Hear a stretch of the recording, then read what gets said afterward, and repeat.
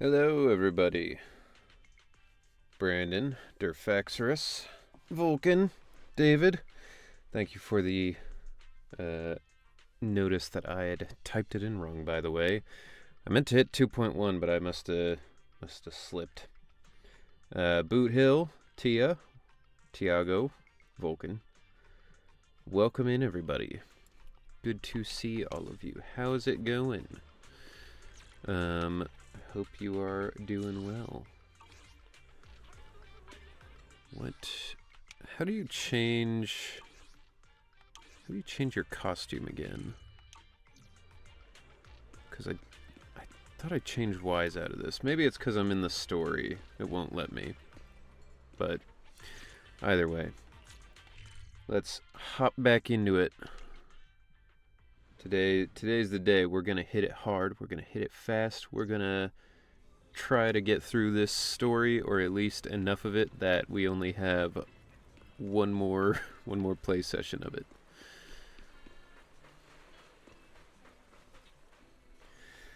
I was in Canada for the weekend to visit family, driving home now. Alright, well, drive safe, and good luck. I don't know how far you have to drive, but that could be quite a drive, depending on how deep into Canada you went and how far you have to go out of Canada.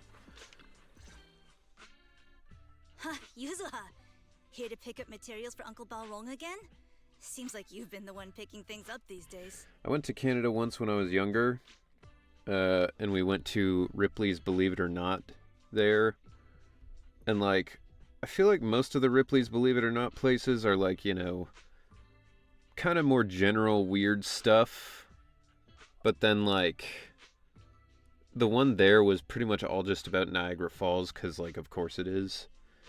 And, if you want your kid to not be afraid doing anything near the waterfall, you probably shouldn't take them to a museum where they show you all of the people who went over that waterfall. Not driving, my dad is. Oh, okay. Well, that's good. Should be nice and relaxing then. My dad's been having some back pain lately, so I've been running errands for him. But if you keep skipping school, won't you get expelled? You're one to talk. Careful, or I'll have Kama replace all your favorite Bubble Pop candy with rubber. Actually, we were supposed to be doing our Hollow internship. I don't really understand this girl's deal. But since Lemnian Hollow's been unsafe lately, they ended up canceling everything and just marked us all as qualified. Wow, your luck's still better than ever, huh? My brother failed his Hollow internship 3 times last year.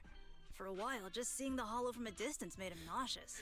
Wait, so she graduated because it was that thing where it's like, oh, if your university explodes, you just get a free graduation. Oh, right. What kind of materials are you picking up today, Yuzuha? Check out this piece of high-grade lumite ore I've got. Ajang snatched it from a white-haired ghost woman in the Hollow just last night.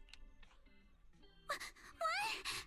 A white-haired ghost woman? That's right. He was It's just going to be hauling cargo in the Anby or one Hollow of her for course clones lumens, again. And somehow stumbled upon a huge pile of lumite ore. So he started gathering the stones one by one, and then a shaky, wobbly figure started drifting toward him from a distance. Pog, I should pull up more universities. I mean, as long as you can get away with it, it's pretty sick. What's up, Kesson? Welcome in. Twiggy was one of my favorite villains. Yeah, she was pretty good. She had a fairly good reason to be evil. It was a ghost woman with long white hair, bird-like wings, and golden feathers. But in the blink of an eye, she vanished. Okay, so it's just... Then, Ajang suddenly felt a shiver crawl down the back of his neck. It's just Yixuan. Ow! Yuzuha, why'd you flick me? Weren't you the one who said that the most important part of the porcelain business isn't selling goods, but selling stories? That story was awful. And didn't you go around last week telling everyone you heard strange moaning sounds on the mountain paths nearby? Your story sure changed quick. Body horror is always a unique concept to play with. Yeah, there was a movie, I don't remember what it was called, but there was a movie that was, I believe, also like a short story or something. and it was basically a soldier in like World War II, I think. He gets his arms and legs blown off, and I believe he's rendered mute as well. He's essentially essentially got like locked in syndrome. I think he's like paralyzed from the neck down maybe as well. So he's got basically nothing that's keeping him like alive other than the nurses and other people who are tending to him. And it's kind of just a story about like kind of the ethics of like letting somebody live versus, or like forcing somebody to stay alive versus letting them die. Because he's like, this is a miserable existence. I can't move. I can't speak. I can't do anything.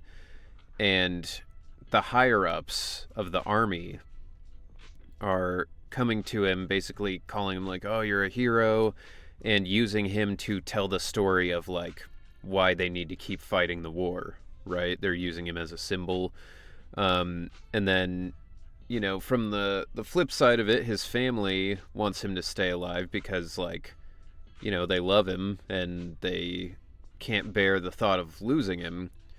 But internally, he's like, I wish I could die. That would be the merciful thing to do. And so, it's kind of just an exploration of that whole thing of like, if the person who is in this situation wants to die, who are we to like keep them alive against their will, you know? It's an interesting plot, and very much kind of like realistic body horror, where it's not like, oh, your body turned into this monster. It's just like, yeah, sometimes you just lose what makes your body work. And what was that show where the guy was only a head with his organs being kept alive by futuristic machines and he begged the doctor to kill him? I saw a clip of it. Oh, that's Futurama. No, could that have been from Doctor Who, maybe? Because there was something like that in Doctor Who, I think. But, I don't know. That also sounds very Star Trek. Human Centipede's not accurate?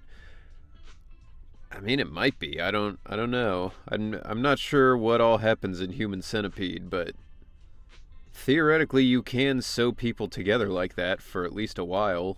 That one wasn't a lie. Mello, Dante, and I all heard it, and not just once. What? Strange moaning sounds on the mountain path? Wow, that is an octave that I will never hit. Uh-huh. You said that one wasn't a lie. Which means the ghost story's mostly made up, right? I'm good. How are you? It's just GJKYGG. I don't know how you pronounce your name. Gijkig. You can call me Gigi. Alright, that's probably what I'll do, because that seems easier. You're trying to trick me again. But seriously, Got Aja like really a did get spooked Dutch by something name. all pale and ghosty last night. I'm not making that up. All right. I'll take this piece off your hands. When my dad turns it into jewelry, I'll give this story a proper rewrite, okay? I promise it'll Who's your be favorite weird character? and thrilling enough. Well, I'm probably a little biased, but Ben is my favorite. After Ben, probably Billy. As far as, I guess my favorite character's personality after Ben would be Billy. My favorite to play as after Ben, maybe Miyabi. But in exchange, you've got to tell me something. Take a look at this piece. I got something here. Hey, popping in for one more stream. Welcome in. He just buried me after saying his name. I mean, I don't know what to tell you. Ben is my favorite. I am him, he is me. I can't not use him. This was part of the last batch delivered to my place. Do you remember who brought it in? That wasn't one of mine. Probably from Mello or Uncle Afang. Anyways, if there's nothing else, I'm gonna head out. Did you get Yuzuha? I did not. I thought about it, but essentially my chat agreed that it probably didn't make sense to get her unless I was also gonna get Alice, and I don't really plan on getting Alice, so it was kind of like, yeah, we'll just leave it for now. Let's go. Thanks. I'm saving till I got somebody I really want. I got Suzuka after losing my 50-50, Yuzuha after losing my 50-50 and going to hard pity. Well, at least you got her. I'm using her with Miyabi and Vivian. I see. Yeah, I mean, I don't dislike the way she plays, and I think the anomaly power is pretty good. I just don't really need her, I guess. Miyabri. So, are we going to ask them one by one now? Yeah, let's split up and ask around. Monato and I will go find Uncle Afang. Wise, Getting Alice in you her go with our swimsuit little for lady here and reasons. check with Mello. If it turns out to be his, make sure to get the exact time and place That's fair. you found the piece. That's fair. They, the Zenless devs know what they're doing. Oh, yeah. Wise and his child.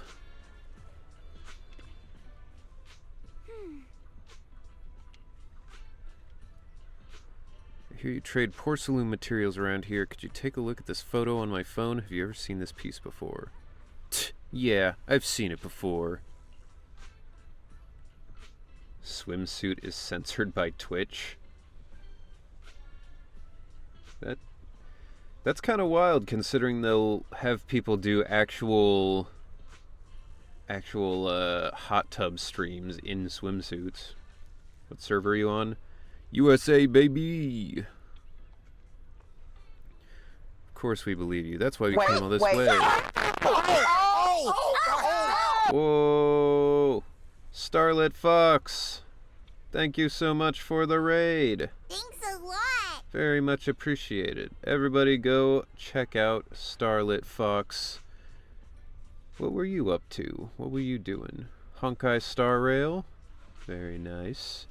The OG Alan, thank you for the follow. Very much appreciated. How y'all doing?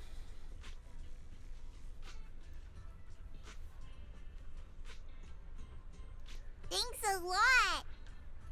I play all three Hoyos. I'm insane. That is insane. I can't even... I can barely keep up with just Zenless, to be honest. Totsu Kakatsu, thank you for following. Appreciate it. Star Rail's my fave, though. Yeah, people have said Star Rail is good. I can barely handle just Zenless. Thanks a lot. I feel like I would be underwater in like a second if I tried another one. I would like to be in Honkai Star Rail to complete the trifecta, though.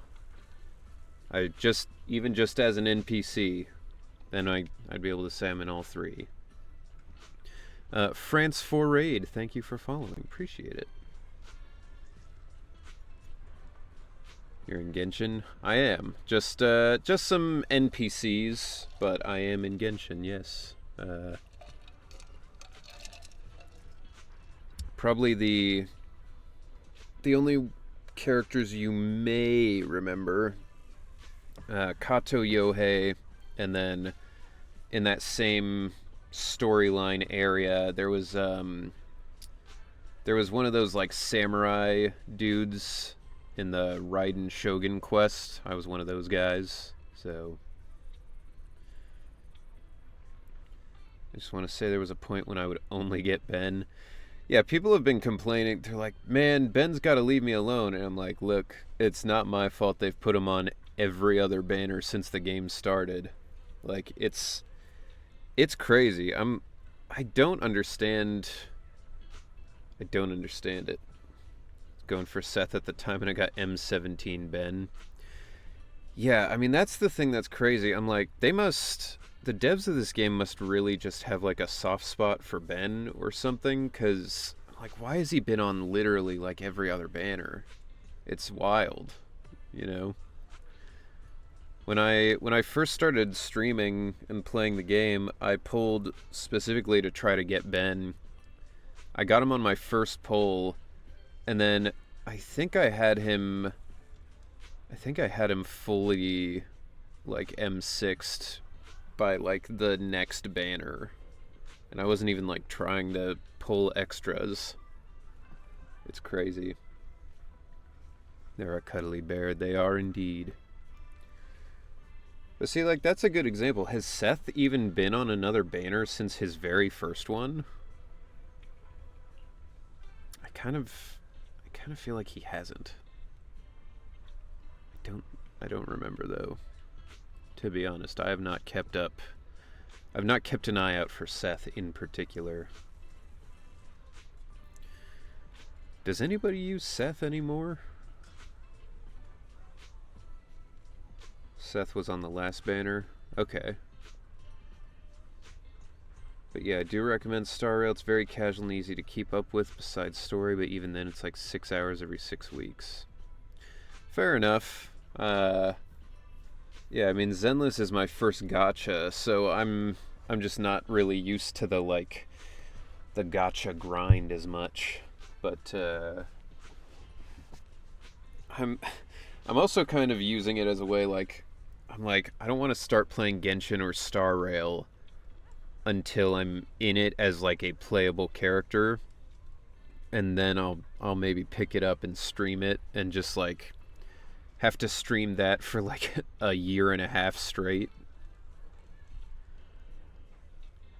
Zenless is great. I said it before, I'm like, Zenless is one of the few games that I'm in that, like, even if I were not in it, I would want to check it out and play it. Because it just, like, from the bat, looked super cool. That's the big thing to me, is, like, I don't have anything against Genshin, but Genshin also doesn't have an art style that, like, really appeals to me. Like, I'm not a big fantasy person, and particularly the kind of... I don't know how to describe it exactly, but Genshin has like a kind of... I don't know, like flowy, elven sort of aesthetic to it, with all of its character designs that makes me kind of just like, you know? But, what genre of games do you prefer? I'll play pretty much anything as long as I think it's fun. In general, I tend to gravitate towards, well, I guess it depends. If I'm playing solo, like, if I'm playing a single-player game, I really like, Yakuza games, stuff like that, that's, like, got, like, combat. You know, like really good combat. I like fighting games. I like racing games, platformers. I'll pretty much play anything. The only type of game that I never really got into much, I don't tend to go for rhythm games very much. And RPGs I can be particular on. Like, I tried playing The Witcher 3, and I cannot vibe with the combat. I just don't like it. It feels too stiff, you know? And, like, I tried the Final Fantasy VII Remake, and similar deal. The combat felt good, but it also felt just kind of, like, boring, you know? Like, I kind of wished it was just turn-based. But... I also don't, that's just because I don't really like the active combat timer thing where it's like, you use your magic and then there's a cooldown on the magic and then you use your special skill and then there's a cooldown on that. I'm like, I would rather just like have it be turn-based instead of this midpoint, you know? Went to the Zenless booth at Anime Expo, and the 4 consoles they had at every character at M6W5 at max trace and skill level. That's a cool way to try out, like, you know, the S tiers without having to actually pay a shit ton of money for them. Have you tried Cyberpunk? I haven't. It's on my Steam wish list because I do want to play it at some point. Especially because I watched Cyberpunk Edge Runners a few weeks back, and that was so good. Like, yeah, I do want to play Cyberpunk, especially now that it's like fixed, you know.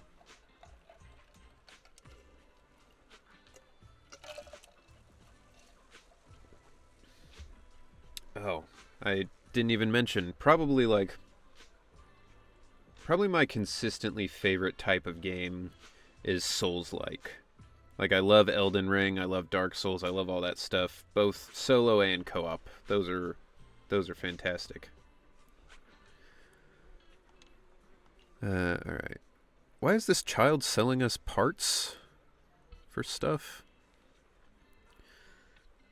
Did you play Night Rain? I haven't yet. I really want to, though.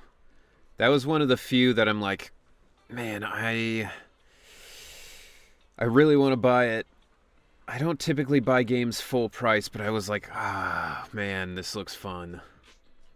It's been wearing me down, honestly. I've been trying to resist buying it at full price, but I'm also like, I know I'm going to play it eventually. I might as well just get it.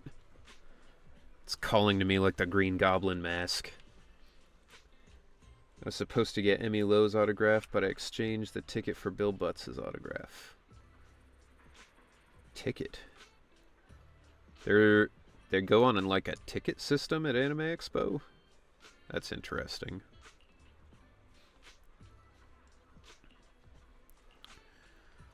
Huh, you can fix it? If you really fix it, I'll tell you all about that, where that porcelain shard came from. Sure, son, I'll fix your toy. Alright. So, I found...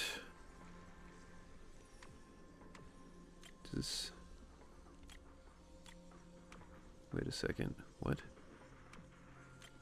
One... Okay, yeah. This should work, right? I was gonna say, I found... Oh. No, I might have to do something different. Okay. Let's try... 1, 2... B goes here, C... Now I'm gonna have to do a loop at some point to get them all to touch. Alright, here's what we'll do. We'll... 1, 2, 3... Alright, so if we just pull this out here, and pull this over here, and then pull C in... Oh, come on, it's so close. B... There we go. What made you want to voice act, if you don't mind me asking? Whoa, So, essentially... it's really fixed. It wasn't really something I was thinking about when I was younger, but, in middle school is kind of when I really started watching anime, like, Naruto and stuff like that. And I didn't really think about it more than just like, oh, Naruto's on, that's cool, I'll watch that. And I sort of started to conceptualize that it was like a job when I was watching, I think, Cowboy Bebop, and then I watched Samurai Champloo, and I heard Steve Bloom like come up in a bunch of different stuff, and I was like, that guy's voice is really familiar. I keep hearing it. So then, like, it just sort of like unlocked in my brain that like, oh, so that's just like what his job is. Like he just goes and does this for different shows. And I kind of just thought about it like that. And I was like, okay, that's cool. Going through school, I wasn't good at math. I wasn't, because I thought at one point I might be like a scientist, of some kind. But eventually science turns into math, and if you're not good at math, then you're not going to be good at science. So in high school, I was kind of thinking about like what I wanted to do with my life, and the only thing I was really good at was writing and like English stuff. So I thought, all right, well, maybe I'll be a writer. My lung collapsed, and during the recovery period for that, I started writing a book because I couldn't do anything else. The recovery period for that is so long. So I wrote a book to see, like, would I want to do this? And the answer was no. I wrote the book, and by the end of it, I was like, I don't want to have to write for a living. That was terrible. Because, like, when you start writing, it's a really exciting, like, oh, I got this great story idea. It's amazing. But then by the end of it, you're like, I just want this to be done. I'm so tired of writing this. So I did that, and then I was like, well, if I don't want to do that, and I'm not going to college, then what do I want to do? And I just kind of thought about it. I was like, what about voice acting? Like, other people do it. It must be something that I can do. So, I already had like a microphone, like a decent mic, because I was, a gamer, and I play games with my friends online. So I had a mic, just like a USB, like a Blue Yeti or something. But, so I started auditioning on Casting Call Club, and just like fan dubs and, comic dubs and stuff like that. And eventually, I got cast in, I want to say it was like a Death Note manga dub, just like as like a bit part, like a, newscaster or something. But I really enjoyed it, so I was like, maybe I'll try to like continue this. And so that's pretty much how it started, and I just kept going ever since. For this year, you bought the session tickets in advance and then went into your session at your time. Interesting. Just got a Steve Bloom signed Funko Pop. Oh, that's cool. Steve Bloom is super nice. I met him at the con I was at a few months back. He was super nice. Because I told him, I was like, you're a huge inspiration for me. I was watching you as a kid, and like you're part of the reason I even thought about voice acting as like a job. And he he gave me a hug, and he was like, he said in his, legendary voice, he was like, welcome to the family, and I was like, that's amazing. So yeah, he's a great dude. He's super nice. It's only $11 too. That's the crazy thing, that it was only $11.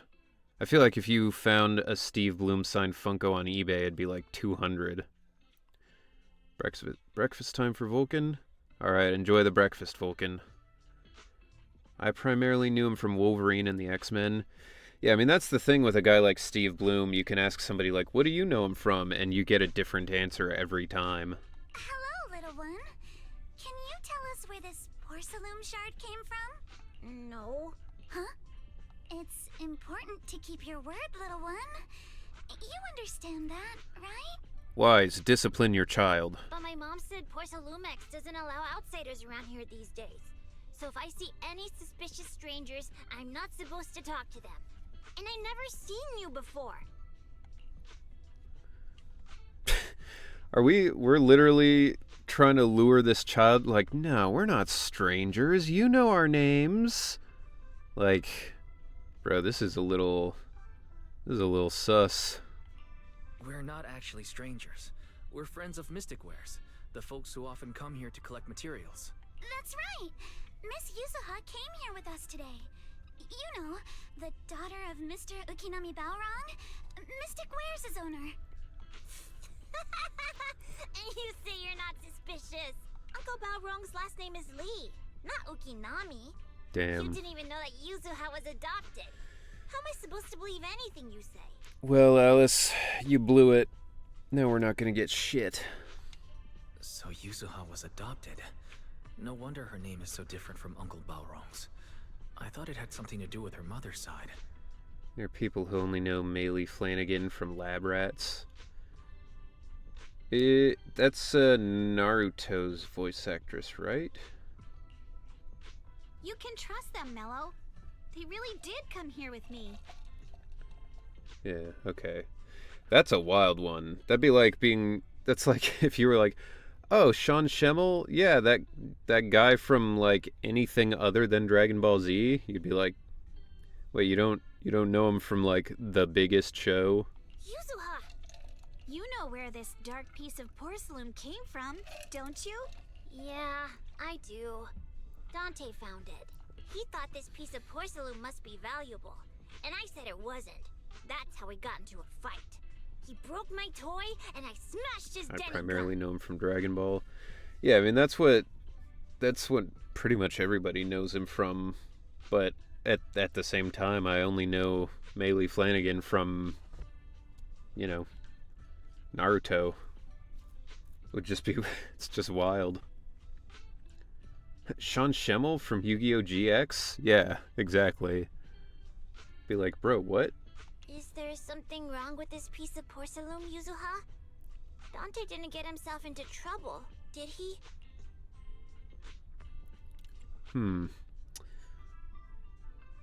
Shall we pull a prank? I think so. Things are a little complicated now, and I'm afraid Dante might be in serious trouble. Oh damn, I didn't know he voiced someone in Yu-Gi-Oh! GX. I didn't really watch Yu-Gi-Oh! GX. I watched it a little bit. But that was a crazy revelation to me because I knew Steve Bloom as, like you said, like Wolverine, Spike Spiegel, Mugen, you know, people like that. And then to find out that he was also Orochimaru in Naruto, I was like, that was him? That's crazy. And like, when you hear it and you know that it's him, it's like, oh, okay, yeah, that makes sense. But like before, you're like, what? How does he do that? Huh? Oh no! What's going on? Can you help him? Wise! I didn't think you had it in you. Sean worked for Your Four little Kids prank for a while. He really was even in impressed One me. Piece. Yeah, I mean there was a lot of crossover in the Four Kids Crunchyroll, or at the time Funimation era. I mean Chris Sabat was all over Four Kids and Funimation stuff. Nello, if you care about Dante this much, you should stop holding a grudge against him, okay? Four Kids was my childhood growing up. I mean, it wasn't the best way to watch One Piece, but it was the way that a lot of us had. And honestly, like, people... I will die on the hill that the Four Kids version of Sanji has the more interesting voice. He's more fun to listen to. And that's no shade to Eric Vale, because like he does a great job as Trunks, he does a great job as Sanji, but I gotta tell you, I do miss the Sanji voice where he's like, hey Luffy, hey come over here, I'm gonna make you some rice. It had a lot more personality to it, in my opinion. People hate on Four Kids, but a lot of their cast are great VAs now. Yeah, I mean, none of the issues I had with Four Kids are anything to do with the voice actors. It's all like, you know, weird censorship of their shows. But I will say they did make Yu-Gi-Oh! What it is for a lot of people in America. Because like the Shadow Realm didn't exist in the manga. people just straight up died. But like, you know, the Shadow Realm is a great addition to it, where it's just like, yeah, nobody really knows what happens when you go to the Shadow Realm. You just disappear forever. You know, like One Piece on 4Kids, because I think Gold Roger was voiced by Seto Kaiba's VA. That's wild. The only memory I have of like Yu-Gi-Oh in general is just Dan Green going, Pegasus or Kaiba. So it was all a trick, huh?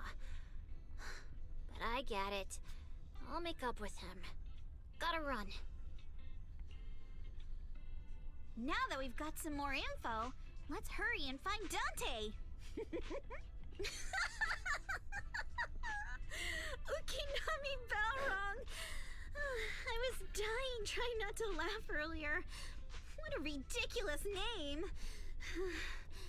Now I want to tell my dad, just to see his reaction.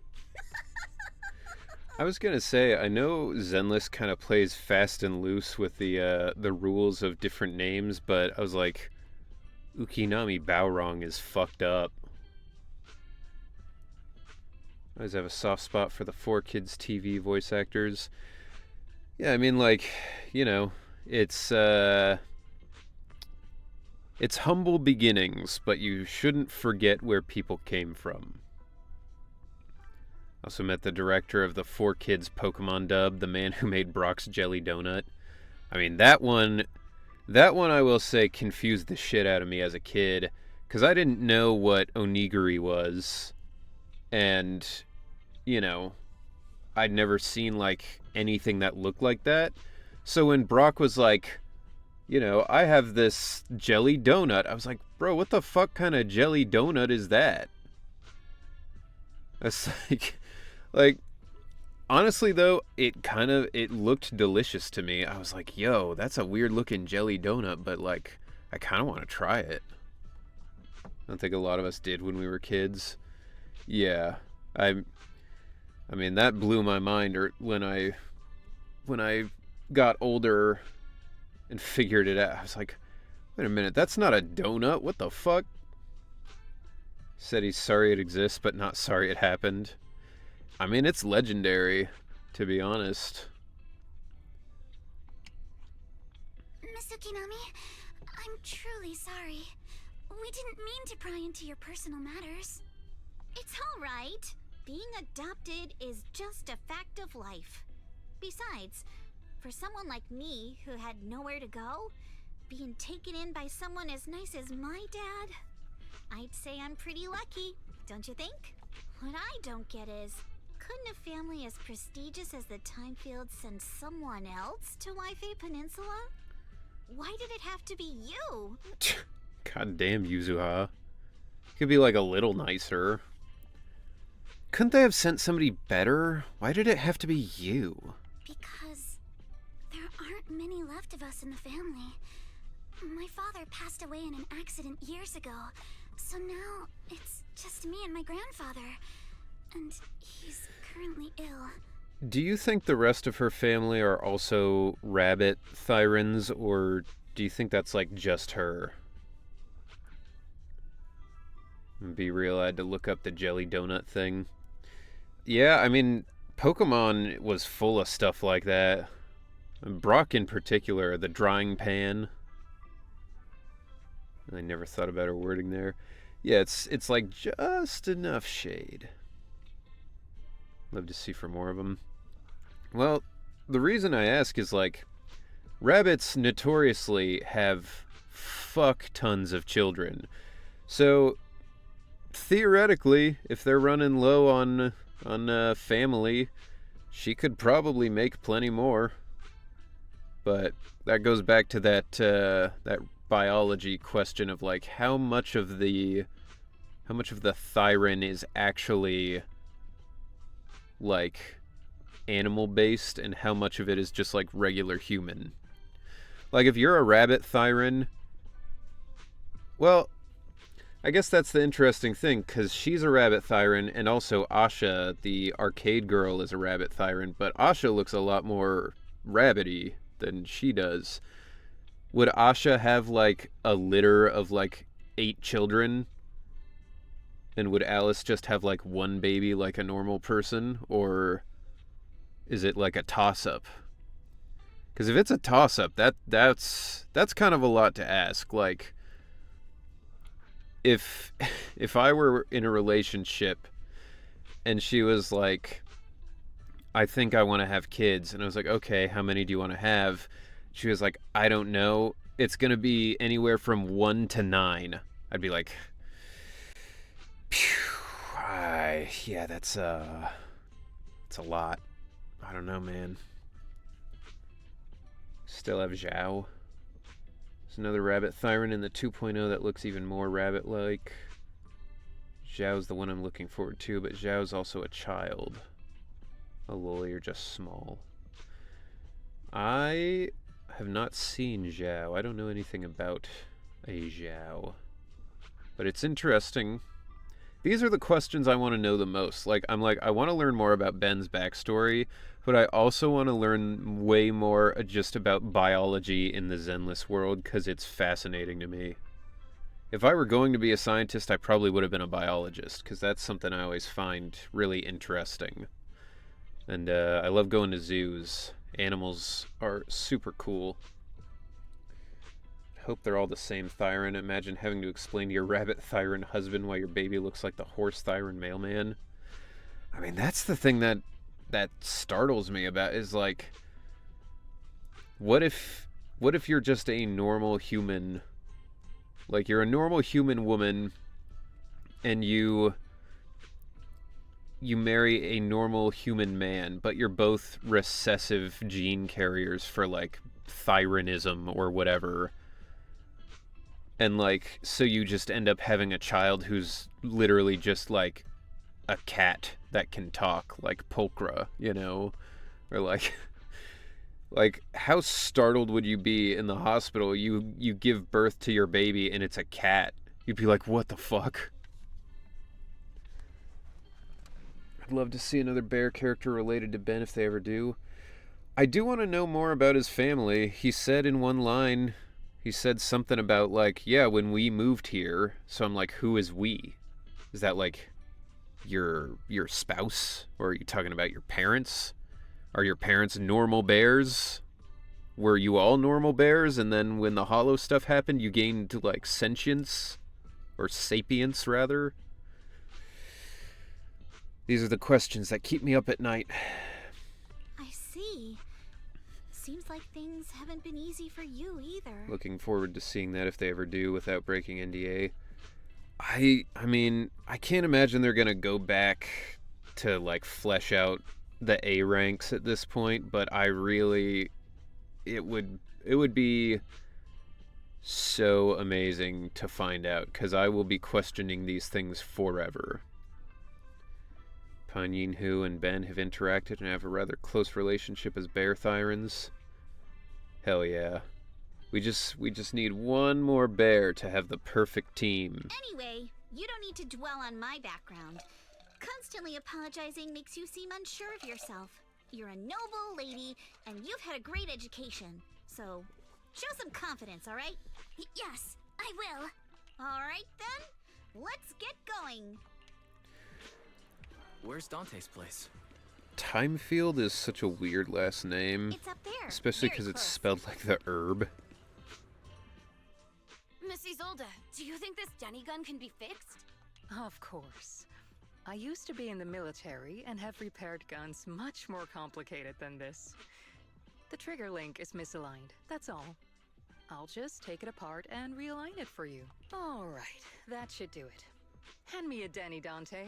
I'll fire a test shot. Wait, it's literally a gun that shoots money? Here you go. That's wild.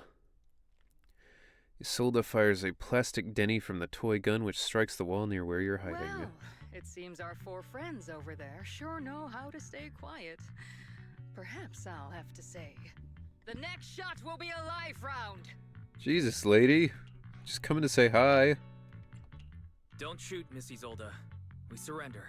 Since you're a military representative, I didn't expect that you would violate Porcelumex's restrictions to come here. Taking the initiative, I see. You seem like quite the experienced negotiator, Mr. Wise. But you're right. I came to Siloon Bay in secret, just like the rest of you. Now that we all have a little leverage on each other, how about I start by showing some goodwill? Wait, she said Siloom. I thought they were saying Saloom before. Because it was... Because they were calling it Phylum Heights, and then when they said Saloom, I was like, wait, that's weird. It's not pronounced the same as Phylum?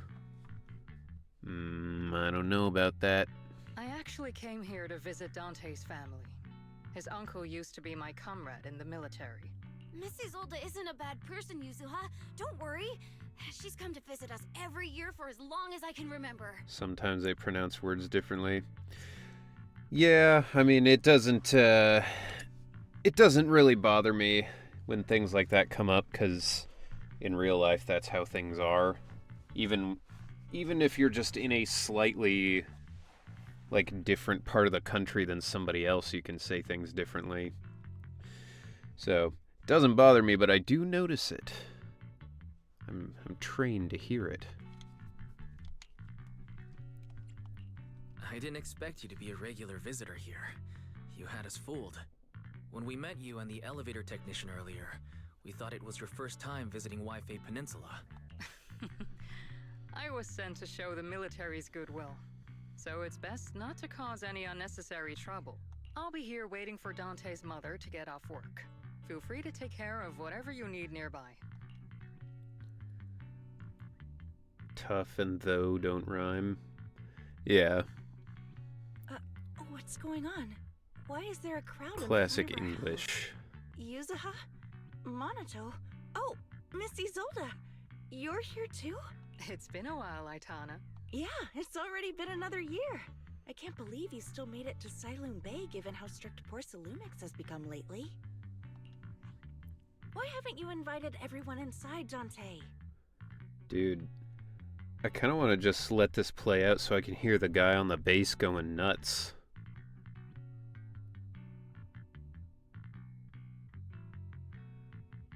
It's a tasty lick. Hey, what are you doing with that gun again? Didn't you promise Mommy that you wouldn't play with that anymore? But Aya and Mello both have toys. How am I supposed to be friends with them without my Denny gun?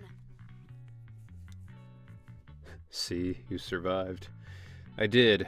I barely made it. What's up, Turgeman? Welcome in. Anyhow, it's 3 a.m., so I'm going to sleep. Fair enough. Enjoy the sleep. And I don't get it. Why don't you want me to grow up and join the Defense Force, Mom? Nighty night. You little stinker! What did you just say? Get back here! Beat him. Sorry you had to see that. Dante said he wants to join the Defense Force someday?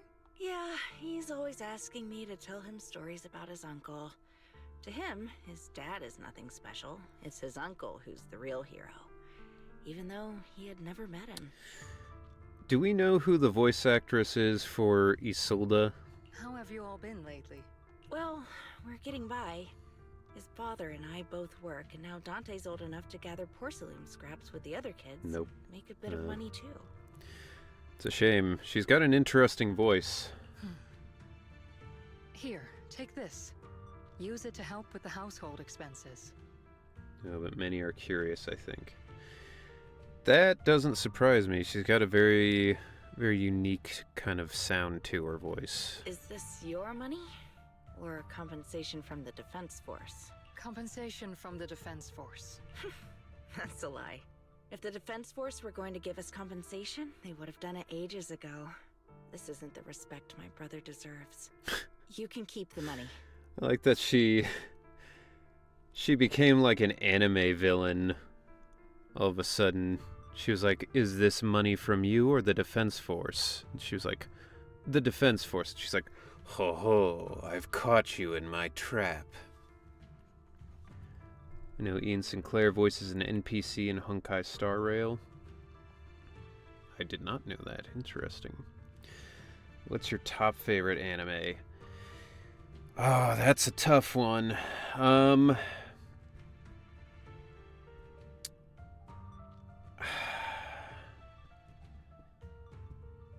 Yeah, that is difficult.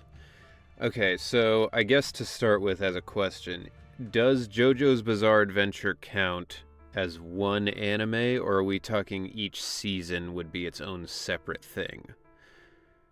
Because, like, you know, part 2 is very different than part 3, but also, like, it is technically all still the same show. Sometimes no, not just sometimes. Ever since the fall of the old capital, I've always felt that my brother died for nothing, and everything you all fought for was meaningless. I'm not sure, I never watched that show. Ah, damn, you're missing out.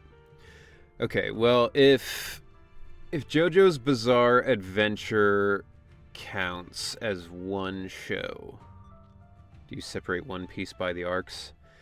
No, I don't, but also One Piece has the same cast all the way through, where JoJo's Bizarre Adventure, like, part 2, the main character is Joseph, and part 3, it's Jotaro, you know? Which is why it's, like, a little different, because you could technically read, like, part 1 of JoJo and then part 7 of JoJo and not be like that lost, because it's kind of its own separate story. But assuming JoJo counts all as one show, it would be JoJo's Bizarre Adventure. If it doesn't, then probably Hajime no Ippo. That's not true, Aitana. If it weren't for Maxim and the others who fought beside him, kids like Dante wouldn't even have the freedom to run on the beach today. Ippo is actually a really unfortunate one, because, like, it's been running for so long now. They have so much material they could make more seasons out of, but they're just not doing it. And it's upsetting, because the anime ends right when it starts to get, like, really good. So it's a bummer. My all-time favorite is Attack on Titan. Yeah, that's a good one too. I read that all the way through. That one was pretty wild as it went on. Of course, after the fall of the old capital, not only did the defense force have to cope with heavy losses, but also public criticism for failing to contain the collapse, which continues to this day. Well, if you're looking for more stuff to watch, JoJo's Bizarre Adventure is amazing. So is Hajime no Ippo. Both are on Netflix, in America at least. Well, I don't know if the whole thing of either of them is on Netflix. Either way, however you can watch them, they're fantastic. Yo, what's up, pugs? Welcome in. Enjoy the lurk. The Defense Force has neither provided proper compensation to grieving families, nor upheld the honor of the soldiers who gave their lives. Ooh, we'll check it out. That's a serious failure of duty. What I will tell you, as far as JoJo goes, the first part is a little bit boring, but it's only like 8 or 9 episodes, and then it gets to part 2, which is like the best part. It's so good. So if you're a little bored, just stick with it. I promise it gets better.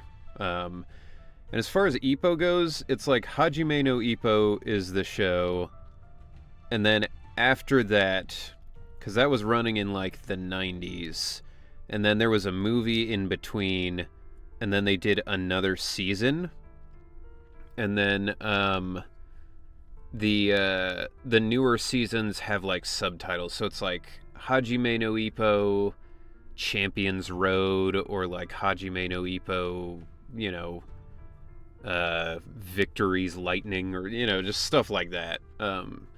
So if you get to the end of Hajime no Ippo and you're like, that was pretty good, there's more to watch after that, and that's when it gets like really crazy.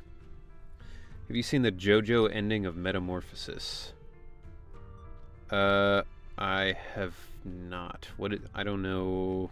What is Metamorphosis? Which is your favorite part of JoJo's Bizarre Adventure manga can be counted? Part 2 is my favorite, I think, and part 7 would be my favorite after that. They're both very close, but Joseph as a protagonist puts part 2 just slightly above part 7 for me. I'm sorry.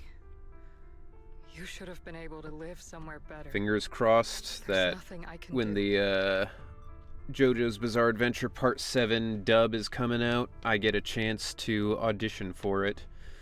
Because I would love to be Gyro or Funny Valentine in that. That would be amazing. Honestly, I'd like to be anybody in it, though. I would love just to be, like, a minor villain. I'd love to see you in JoJo. Hey, me too. Which is funny, because I watch JoJo in Japanese anyway. But, like, it's so good. Metamorphosis is an infamous trauma dojin. Oh, that's that, like, super fucked up one, right? Where the lady just, like, has a terrible life the whole time and just dies in the street or whatever. I think I've seen people talk about that where it was, like, in the JoJo version, doesn't Josuke save her or something like that? If you were to voice Funny Valentine, what voice would you do for him? That's a good question. I didn't really think about it. Funny Valentine's kind of a weird one too, because in the start of the manga, he's like fat for no reason, and then he gets skinnier as it goes on. I think just because Araki got like better at drawing him. Let me look up a picture so I can visualize what I'd be doing better. Funny Valentine.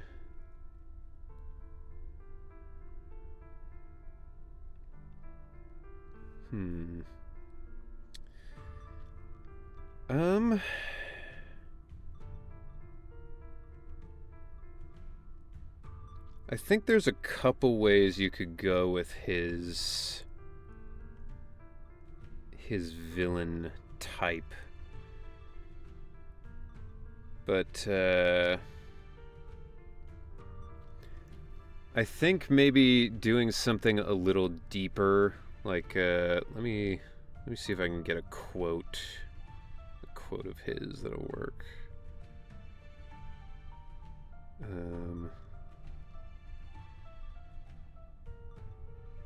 Quotes, all right. Okay, so yeah, this quote of his, where he's like, "What my subordinates are doing, Mr. Steele, is a plan, not murder, just the simple execution of my orders." He's got sort of that grandiose tone to him, where he's like, he 100% believes in everything that he's thinking, right?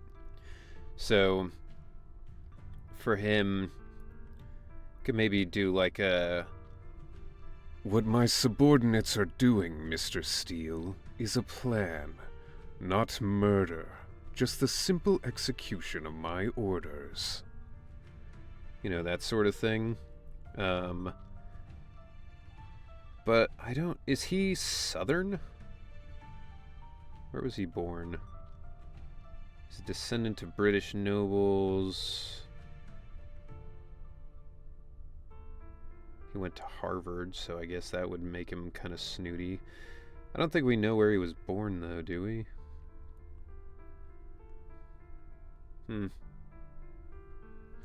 Yeah, I don't know. It doesn't say what state he was born in, so he could be Southern as well. That could be a fun way to do it. Like a Southern dandy style, where he's like, you know... "I am the President of the United States, and I will take down this oppressive Johnny Joestar," you know, that kind of thing. That might be a little over the top, though. The fact that you still remember your old comrades and come to visit me every year means a lot. I wasn't planning to bring up all this old stuff. But that little troublemaker got me all stirred up again. The past is the past. All we can do is let go of it, right? I still have Dante and his father, after all. I guess it's better to keep looking forward. Yes, you're right. So this We is still another have so story many about important like things in this world. a military team where somebody died and now everybody else is affected by it. Yuzuha, sorry about that. I got caught up seeing an old friend and left you all waiting. Is there something I can help you with? We actually came to see Dante. Just wanted to ask him You're about rolling a piece for of anyone porcelain coming we up. found earlier. Nothing serious. I might roll for Seed if she's fun to play, because I like the robot sort of vibe. I like mech stuff. But yeah, it's going to depend on how she plays and where she would fit into my teams. Because I don't have anybody in particular that I want to play as. But I need a better assault team. So yeah, I don't know. We'll see. I see. He did go running off, but I can practically guarantee that he went to the beach. If you're not in a rush, feel free to come and sit down for a bit. I don't plan on Come back pulling once for he's any of calmed those idle characters unless one of them just happens to really be super fun to play. So just not really my vibe. Yeah, the fall of the old capital that happened years ago displaced a lot of people. It certainly does seem that way. Which it makes sense if the old capital was like, you know, New York City. That would be a lot of people. Are you pulling for Monato? I don't know, because it looks like he's like a fire type, right? Thanks, but we'll head down to the beach Kinda and got- check on him. Kind of got enough Kids his fire age often characters have at a lot this more point. on their minds than we might think. I guess if he's a fire attack type, I don't really have anybody for that, so maybe I could pull for that, but...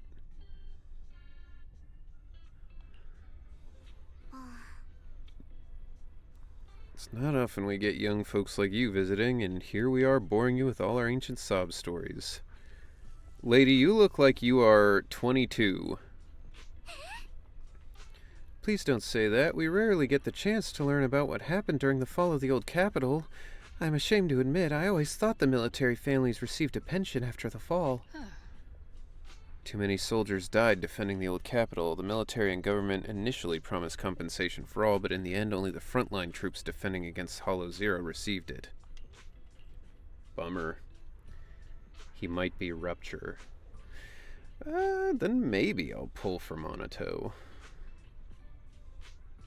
I mean, you gotta have Shadow the Hedgehog in your team, I guess.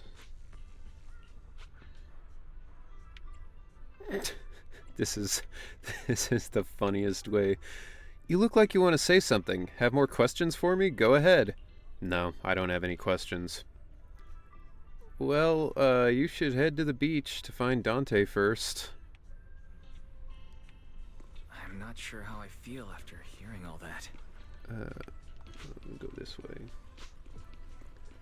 So, Isolde. Mrs. Zold used to be a soldier, and it seems like she's been through a lot. Shadow the Hedgehog. Damn. Dante. So this is where you went. And his name is John C.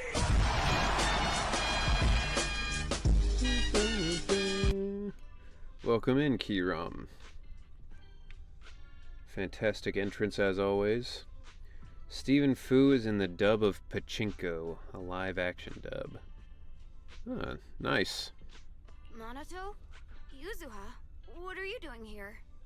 Look at this dork wearing a fucking button-down and a sweater to the beach. How we doing today? I'm doing all right. I've got a weird pain in my tendon from that route I think I talked about last time. Still hasn't really gone away, but you know, other than that, doing all right. We came just to How about ask you yourself? about a piece of porcelain you found. Of course, we were also kind of worried about you, so we thought we'd check up on you. Thank you, Alan, for the hydrate.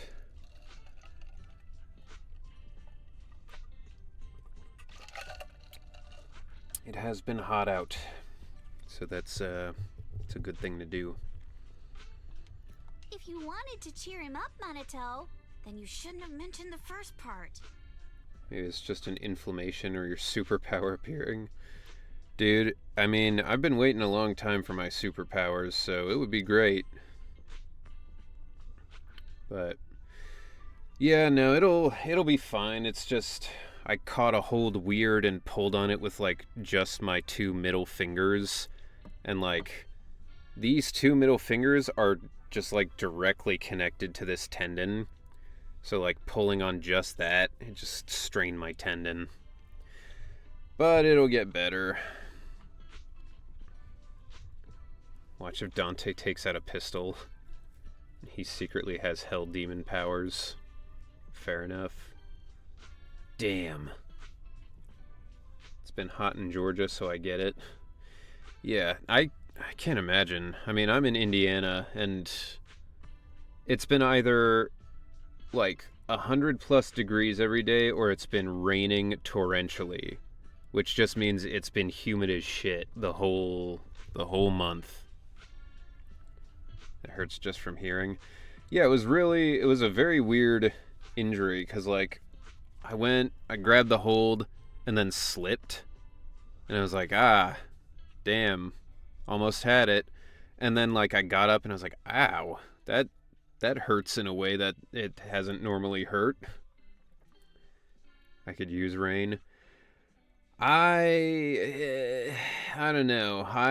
I thought the same thing, but the rain is just making it like it's like being in Thailand here. Like you practically have to swim through the air because it's so humid. In the PNW, it's hot but bearable. Yeah, this is the time of year where I'm like, it would be nice to live in like Alaska. That's just how Minato is. Vulcan's back from breakfast with bread as usual. Nice. What kind of bread you got today? Thanks, you guys. I know Mom is worried. What happened to my uncle still haunts her. She doesn't want to put anyone else in danger or see someone sacrifice themselves and not be respected for it. I know how much Mom's been through. Mrs. Zolda told me that after the fall of the old capital, many military families like ours were left struggling without their main source of support and had to drift from place to place. But I want to join the defense force to help make it better. Mom had to let go because she couldn't do anything about it. But I want to change that. I want to make sure they never hurt anyone again. What do you guys think is in Monato's necklace?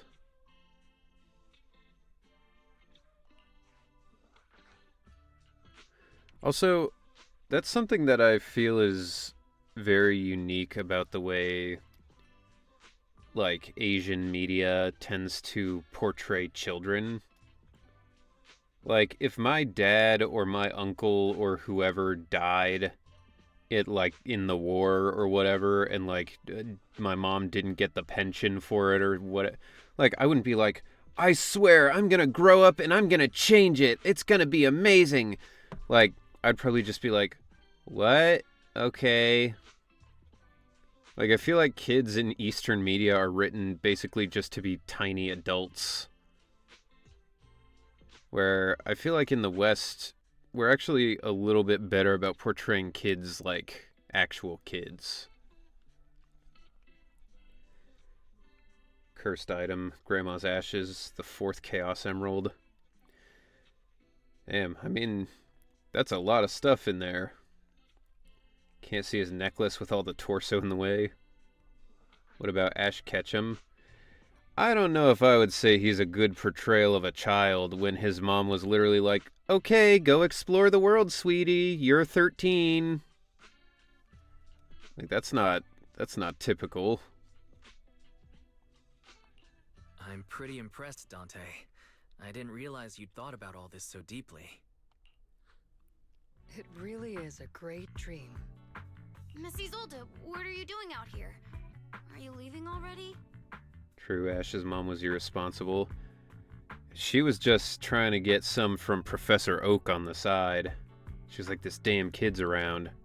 Oh, yeah, 13? Sure, take your stupid Pikachu or whatever the fuck you got from him and get out of here. It's kind of understandable that is a cultural view, especially after World War II. Yeah, I guess that's the other thing is in general, I think Eastern countries tend to expect more out of their children than we do over here. Like in America, it's very much a, you know, oh, kids should be kids. Let kids play, let kids have fun, like whatever.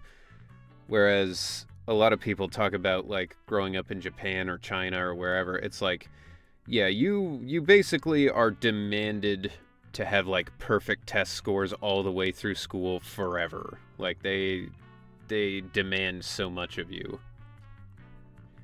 He's 10. Ash is only supposed to be 10? Bro, what the fuck? Yes, I just received a call, and someone from That's Porceluna wild. wants to meet with me. They're probably trying to probe the military's position again.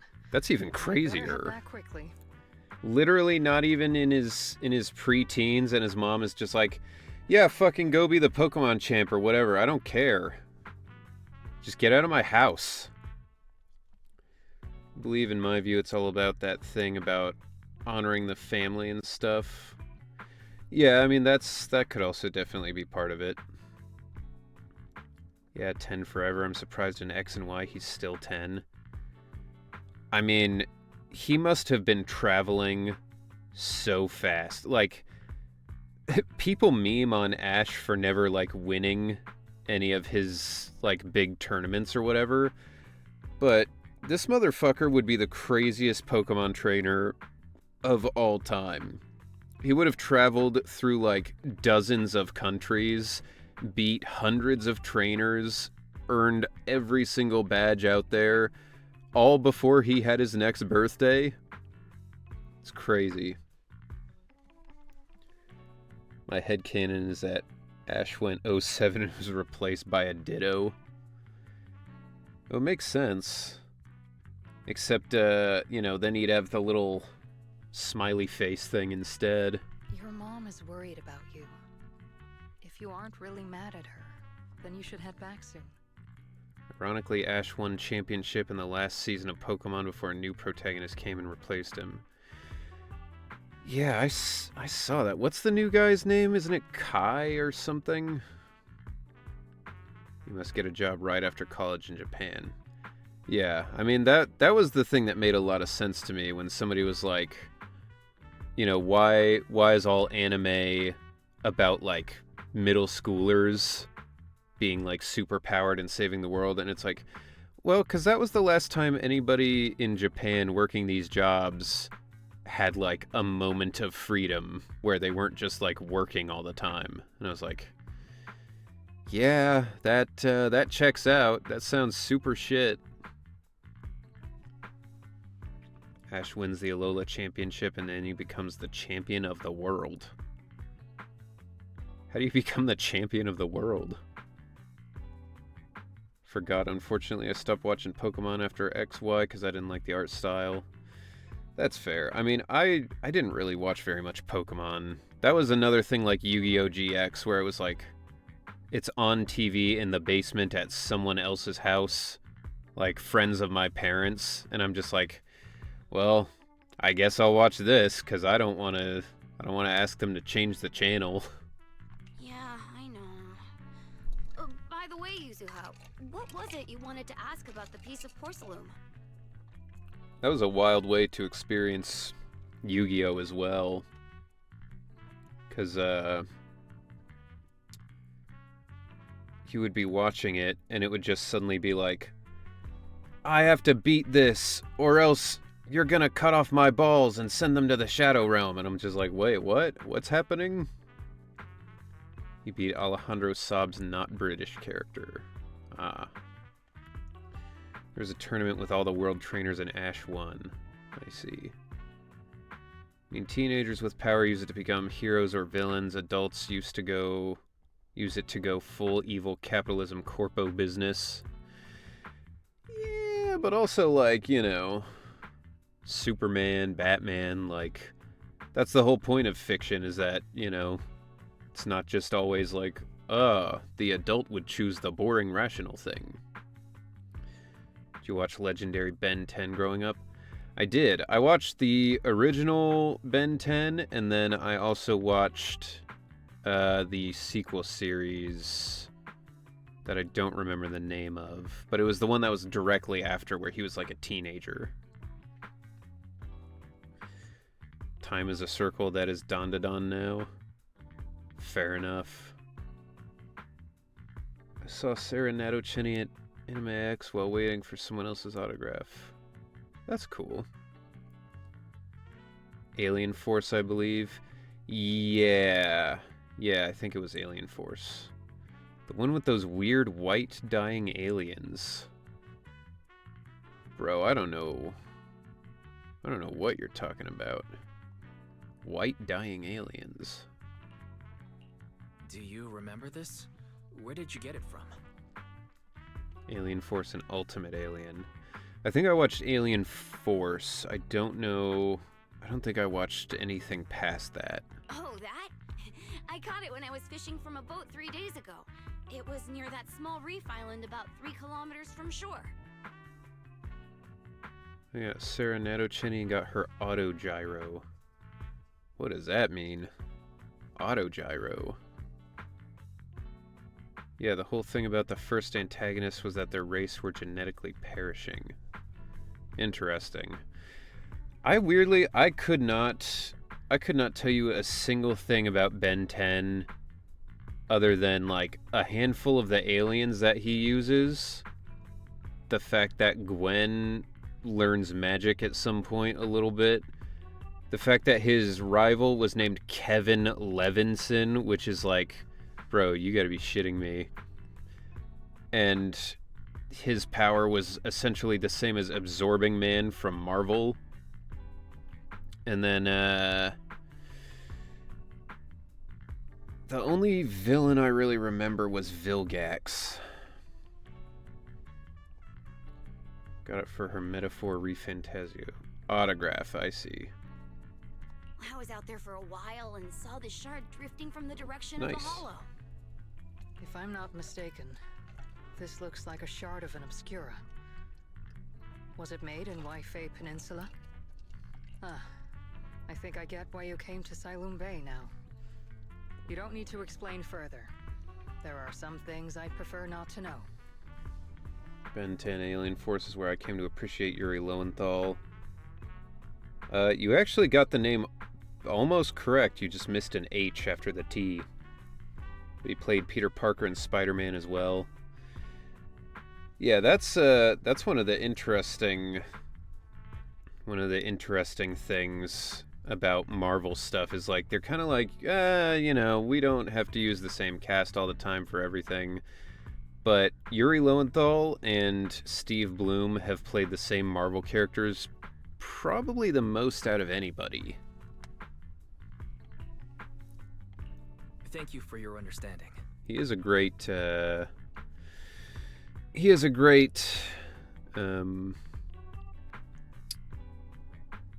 Peter Parker, though. He's a great Spider-Man. I've got a question.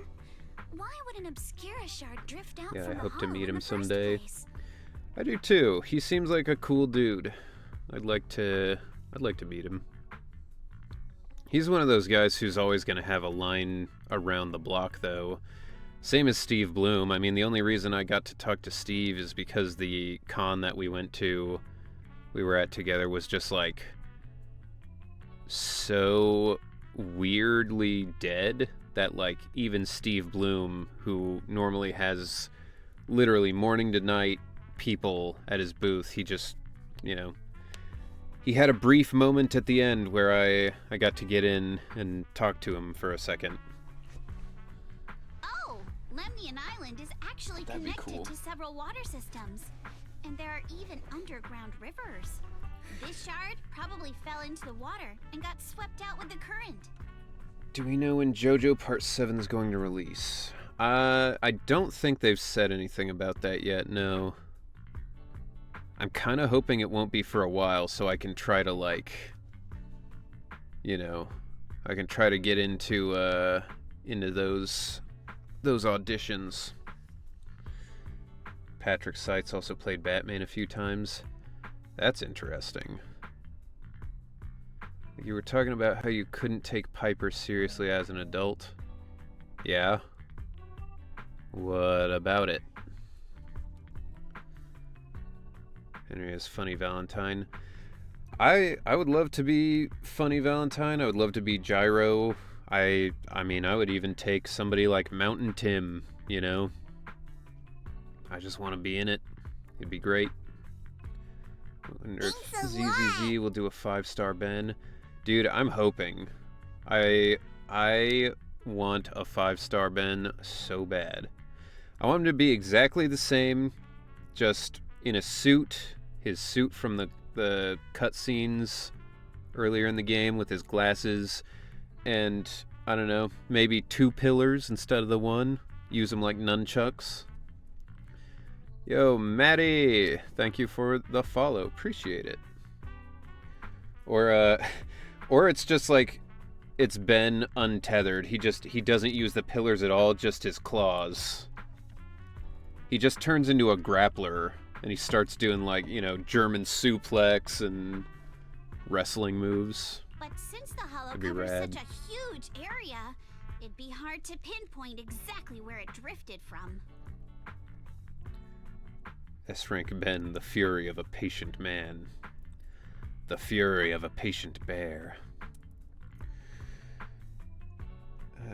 Does that counter children not being able to act like children, or does that add to it that they like AI, the aesthetic of children, but they secretly have adult responsibilities? I don't think it counters it. I think if anything, it just muddies the waters a little bit. Like, when the kids are acting like adults and then the supposed adults are acting like children, it just makes it really weird because it's impossible to tell who is just like a childish adult or like a kid who's got a weird like grudge, you know. I already loved Ben, but I had no idea his VA was a streamer. I haven't been doing it for a super long time. I actually just hit my year affiliate anniversary because I started streaming like right after the game came out. Well, and I was allowed to announce my involvement because I was like, yo, I'm gonna play through this game on the stream. So I'm not super established as a streamer, but I do enjoy it. I have been doing it for a little bit now. Let's have Fairy map out all the nearby hollow exits later. But figuring out exactly which one the Obscura shard came from might still take some time. Congrats on 1-year affiliate. Thank you. I have a VOD of it, and it's on my YouTube channel as well, but I did a 24-hour stream for the anniversary. It was something. It was staying up for 24 hours wasn't bad. It was everything else I was doing during it that made it tougher. There is actually a way to calculate where it came from. By the way, Dante, since your mom doesn't want you playing with a Denny gun, and it First keeps hour was breaking crazy. anyway, why don't The you first sell it hour to me? was crazy. You can use the money to buy a new toy instead. The first hour was... I mean, that was wild. That was so much hot sauce, so quick. I mean, sure, I guess. But, Miss Isolde, what do you want a Denny gun for? It did, I mean, that was a good illustration to show myself how much older you feel at, like, almost 30 compared to when I was younger. Because, like, when I was younger, I could stay up for 24 hours straight just, like, if I wanted to. Like, it wasn't even something I had to plan for. This time, I had to, like, make it my entire plan for, like, a week. And it still fucked me up Dante does have a gun. He has like a toy. It's like a toy gun that shoots plastic dennies or something. It's weird. I'm not looking forward to my 30s. I'm hitting the big 3-0 this year. Might come in handy for these older folks. Here, Mr. Weiss, take it. Like 4 months. Yeah, 4 months from now. Next time, just do Bean Boozle. Yeah, we'll see. Next time I'm gonna try to think of something that won't involve having to eat or drink something, because that was... I mean, just my stomach was so full. Yo, sick. We got his gun. The spicy one-chip challenge. Bro, I'm not trying to go to the hospital. Miss Isolde, what are we supposed to... Raise the gun and fire a shot far out toward the sea, in a direction perpendicular to the shoreline. Following Isolde's instructions, you fire a shot out toward the sea. Look! The toy Denny you fired is floating on the water! Yeah, it's plastic. After a while, it will drift back to shore. It's plastic, why wouldn't it? 24 hours of Uma Musume. Bro, I'm gonna be honest, that game is not good. Like, I power to the people who like it and want to play it, but I did not want to play it any more than I did on that stream. That was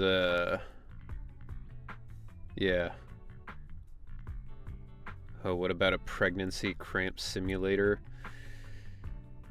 I could get like one of those TEMS units, you know, where you can like put it on your muscles and it'll stimulate them. I'll just put it on my stomach, and then when you guys donate or sub or whatever, I'll press it, and then you know, that'll give me an ab workout at the same time. But due to the combined effects of the Hollow's changing tides and the wind, it won't come directly back. I didn't know that was a thing. Of course. I mean, I think technically you're supposed to use them on like very low power to like loosen tight muscles. Like, it's supposed to be like a physical therapy thing, but if you dial up the power and use it, it just makes your arm like clench if you have it on your arm. Let me check today's Hollow activity report.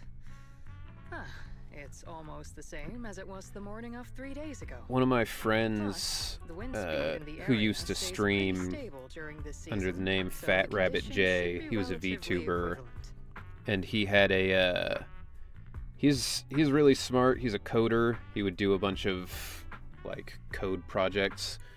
Like, he did one where it was like beating Jump King with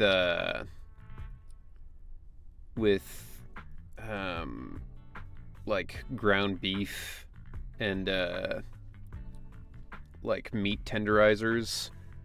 So like, it was, you know, a webcam view of his desk, and like, you know, hit the tenderizers on the meat and then it would make the Jump King move or whatever. He did it with deer pee as well once. He rigged up like a hydraulic system.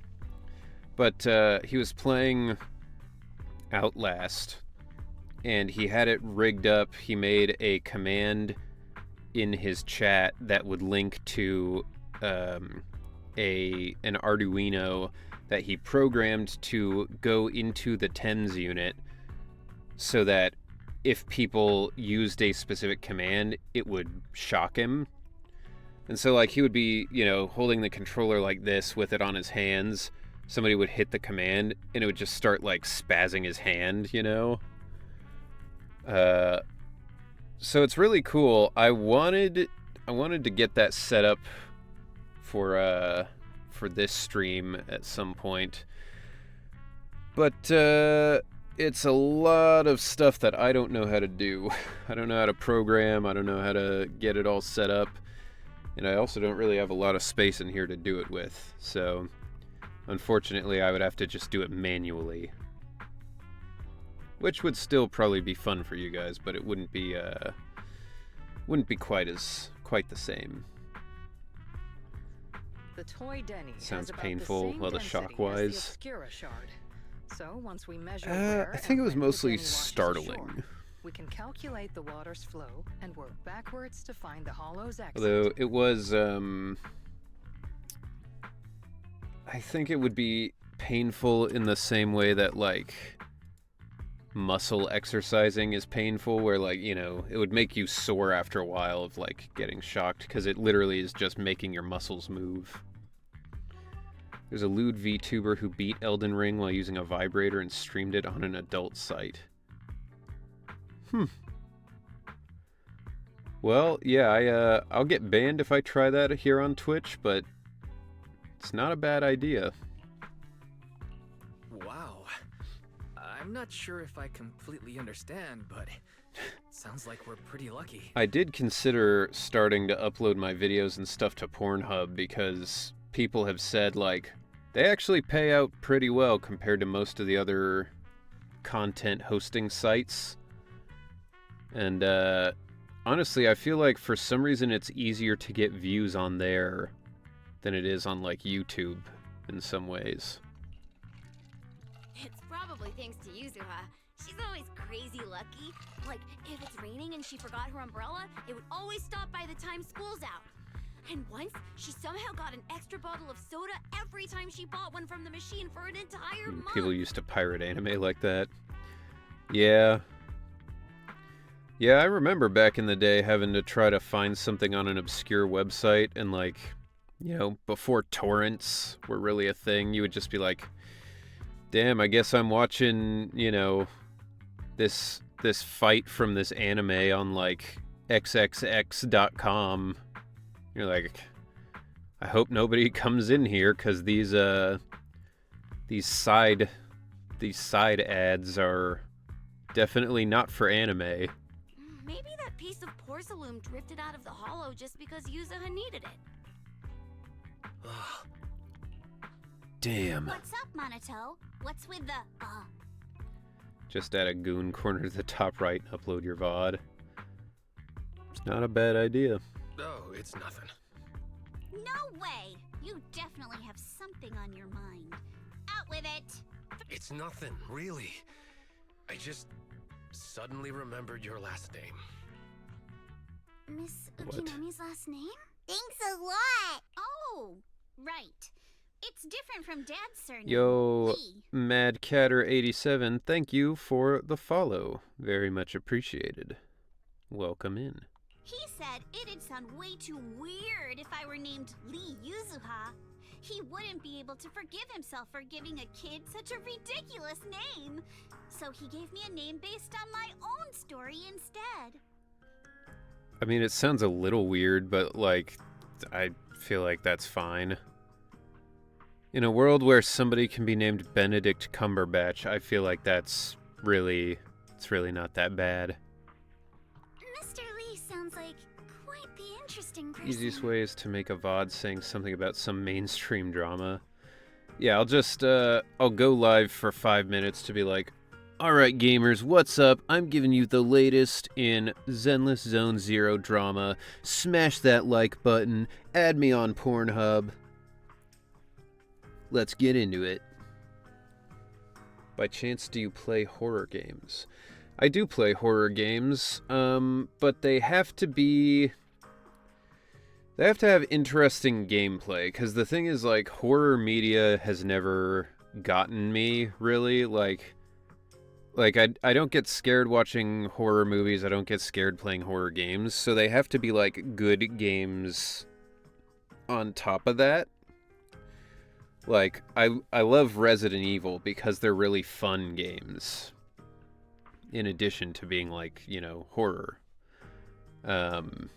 So I don't tend to play stuff like Outlast, where it's just, like, walk around, you know, get scared by the monsters, and, like, that's it. But I do like horror games. Yeah, I guess that's true. I did every Resident Evil game from 2 Remake to 8 in the month of October last year. And it was fun, but some of those streams were quite long. In particular, the last one I did for Resident Evil 8 was that was on Halloween or like a couple days before it. So I dressed up as Ben, did like a Ben cosplay, and played the game at the same time. It was so fucking hot. It was like I was dying inside that mask, but we did it. We managed to beat all of those games in the month. So, Ukinami is a surname based on your history? That's right. I drifted in from the sea, and my dad found me on the beach here in Siloom Bay. Hence, Ukinami, floating on the waves. That's a crazy backstory to have. Just like, that's right, I'm sea garbage. I see. So, were you in a shipwreck before that? She can have amnesia. No. Didn't you know? There's actually a dragon palace inside the Lemnian Hollow. And I'm the princess. Every day, I lived happily under the care of my loyal retainers. But one day, a lost traveler wandered into the palace and told me all about the human world beyond its walls. This girl's annoying the shit out of me. I decided to leave with him on a whim. But once I arrived in the human world, I forgot where the Dragon Palace was and ended up becoming what you all call an orphan. That kind of sounds like a Lemnian Hollow version of some old legend or folktale. That's... Alice is too polite, but she's like, bullshit. Not kinda sounds like. It is one. Monato, where are you from? Damn. I used to live in this city and drive my motorcycle around and have guns. I'm the ultimate weapon. Did you see Resident Evil 9 stuff? I saw that there was... On YouTube, I saw there was like a trailer for Resident Evil 9 Requiem or something, but it was from some channel that was called like One Media, and I was like, is this like an AI trailer or something? Because I haven't heard any official news about this. And I don't know what this One Media thing is. Monato looks like what the children from Shadow and Knuckles would turn out to be. Yes. Monato, aka Shuckles. Oh, come on. Just because you've heard me tell this story before doesn't mean you have to ruin the moment like that. RE9 released an official trailer during Gamescom, I think. Really? That's cool. I've been waiting for another Resident Evil game. Still, it is Alright. kind of amazing. Let me look this The up tide real quick, always seems because to carry all sorts of things to this beach. Me, that Obscura shard. I was We just both like, ended up here the why would it same be on way. this instead of on, like, the official Capcom YouTube channel or something? And I also didn't see anybody talking about it on Reddit, so I was like, I don't know. Set to be released on February 26, 2026. Alright. Huh. Okay, cool. I'll have to watch that trailer later then. Interesting.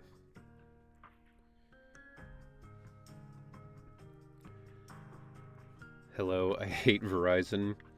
Fair enough. I switched off of them years ago. That is the thing, like, when you're looking at like internet plans for your phone, it seems like it's either Verizon or AT&T. But I started using Mint Mobile because they were like, oh, it's going to be cheaper. It's so much cheaper, and I've had so few actual like internet issues that I'm like, there's no reason to go back to any of the other ones. Like, I think for the entire year for my phone, I pay something like, I don't know, maybe it can't be more than $200. Like, it's super cheap. It's home Wi-Fi that I'm fighting, even less options with that. I feel you with that. The first apartment complex I lived in didn't have, like, any options. The most I could get was, like, for internet was, like, 25 megabytes down and, like, 5 megabytes up. It was garbage. Still use Verizon for mobile, but I use AT&T fiber for internet. Yeah, I mean, the internet part is less important. Like, as long as it's got decent speeds and bandwidth, then, you know, most internet companies are kind of the same. Phew. We finally managed to calculate it. I've nearly forgotten everything I learned about terrain analysis in the military after not using it for so many years. Thank you for your insights, Mrs. Zold. You've been a great help. No need to thank me. Miss Timefield, you look much more lively than back at the banquet. Seems being around someone your own age really does make a difference. All right, everyone. I'll be heading off now. Make sure to take care of yourselves. All right. Since we've pinpointed where the Obscura floated out of the hollow, how about we head in and take a look? Great Sure. idea. There's still some time before nightfall. Even just scouting ahead a little would be good. Miss Yuzuha, are you going into the hollow? Then take our boat. Mello and Ayuba would be happy to help out however they can. It's wild that his name is Mello.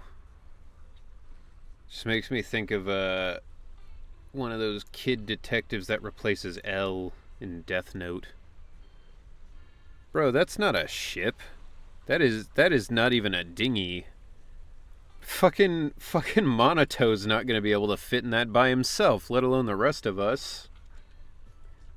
Wish my name was Mello. You can make it be Mello if you, you know, if you change it legally.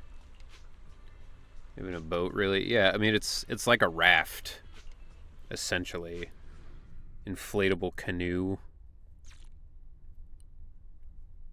Or not even a canoe. Yeah, it's a life raft, essentially. After entering the hollow from where the Obscura shard had flowed out, Fairy quickly discovers tiny pieces of Obscura in a nearby drainage channel. So you follow the current upstream, searching for the source, and before long... Ah, there it is. There's a drainage pipe up You ahead. tried the Persona, We're on gotcha. the right track. I have not. It seems like it has a lot of problems, to be honest. And like I said, I'm not a huge gacha fan anyway. Really, Zenless is the one gacha that I play. I don't know that I'd be able to keep up with more. The higher we go up the mountain, the more pipes are buried underground. It's becoming harder to spot them. Can't I skip 2.0 story chapter? You mean like the one with Pan Yinhu and Yixuan and all that? I would think so. I thought you could skip pretty much the whole story in this if you wanted. I do have to say, though, the Subway Slammer is like the funniest villain I've seen forever. It's so funny. Sorry. Fairy can roughly estimate the direction of the pipes, but due to limited holo data of this area, we can't pinpoint their exact locations. I hope the next part of the story that Belle and Wise are in, if they go to like a new place again, I hope they get a better outfit. Because I don't really like their outfits in this. Belle's is fine, but Wise's I don't Wise, like. we've cleared out loads of miasma along the way. Are you still holding up okay?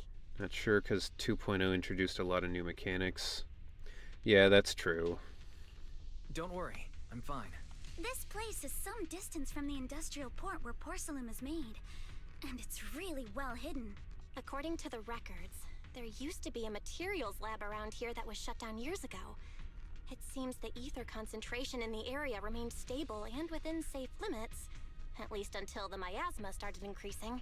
Due to its advanced facilities, The materials lab once had long-term researchers stationed there, and scholars were often invited to visit as well. What if the lab was never actually shut down? And it was instead turned into an illegal porcelain production facility? Maybe if I investigate, I can find Maria. Sounds like something Porcelumex would do. All right, let's keep heading upstream. Let's move then. Please be aware of ether activity units. We've been walking forever. What the shit was that? We should have run into some enemies by now. This game is struggling here, I think. You actually sound kind of excited about it, Monato. Maybe I can find that damn fourth Chaos When you're Emerald. fighting these guys, you don't have. Yeah, that was very weird.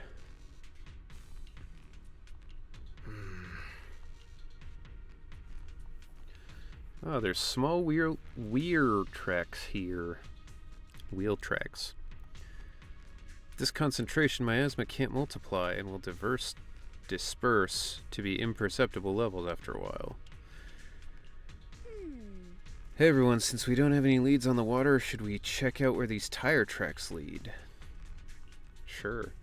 What if it's just some kid who's like, We should be able to you sniff out know, some clues around riding here. their razor scooter?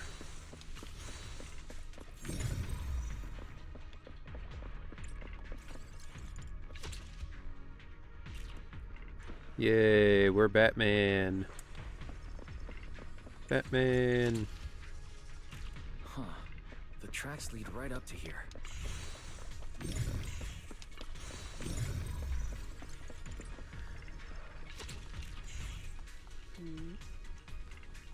I still need to play the newest Spider-Man game too. Let's look around and see if there are any other tracks. I love the first one, and the Miles Morales game was also pretty good. Watch out. More ethereals have appeared. More than the ethereals. I'm curious to see if. Monato just kicked that guy to death.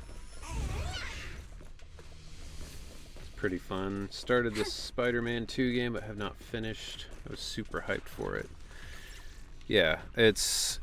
I mean, I just have a PC and a Switch 2, so I don't have a PS4 or PS5. So when I played the first one on the PS4 I had at the time, and then, you know, the second one came out, and I was like, I want to play it, but it wasn't on Steam. And then it came to Steam, and I was like, I want to play it, but also it was $60. And I was like, that's kind of a lot. What? All right.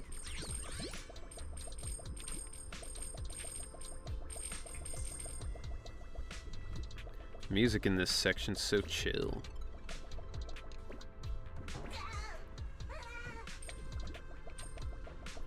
Yup. Is this... I don't know why they even give you the option for going that way. Because if you just don't want to deal with any of the jumping stuff. This mode reminds me of Fall Guys. I mean, that's pretty much where they started with this. They were like, alright, new minigame for the new stuff. What should we do? Let's just do Fall Guys.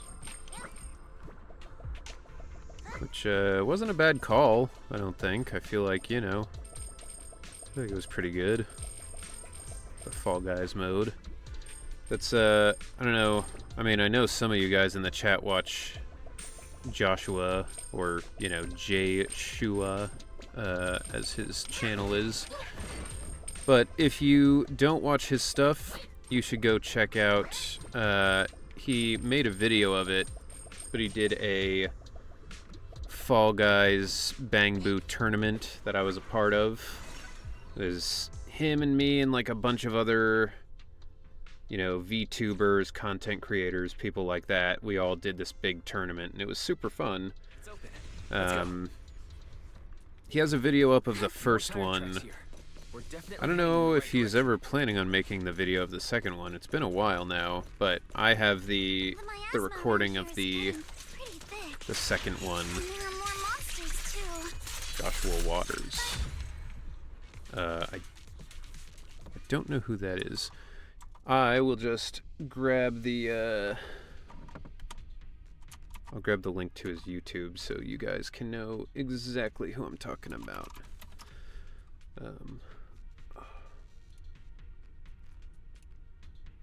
Okay. Here you go.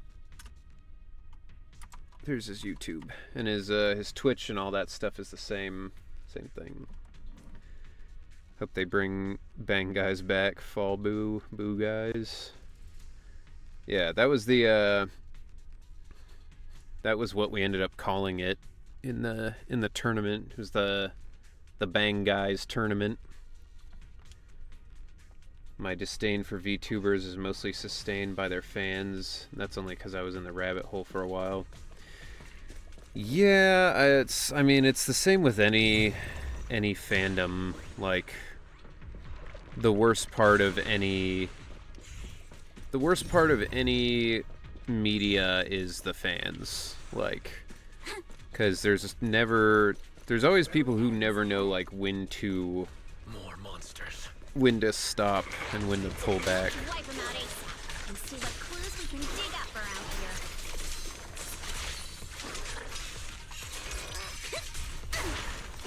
There might be a passage behind that miasma.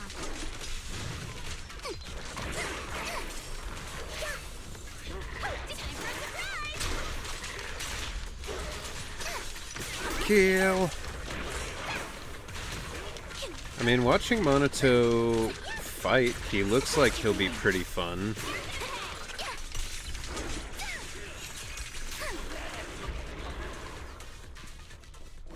Joshua Waters is a voice actor. Their VA that plays Finon in Honkai Star Rail. So that you were talking about the VA.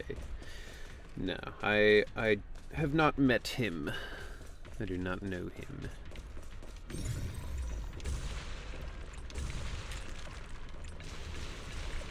Let's check out what's behind that miasma. To disambiguate, Vulcan refers to him as Toodles. Yeah.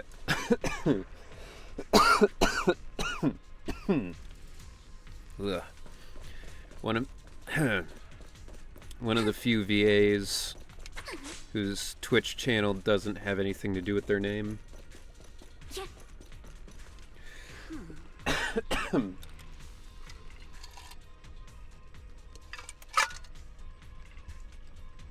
Yeah. Alright. Need a password.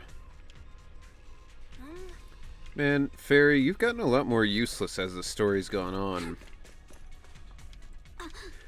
I feel like when we first started, you know, Fairy was like, you know, oh, I can hack everything. We're just gonna breeze through it. Now you're like, Fairy, can you hack this? And they're like, sorry, I'm offline. No hacking here. It's like, come on, man. You're eating up all our money for your electricity. You can at least do your job.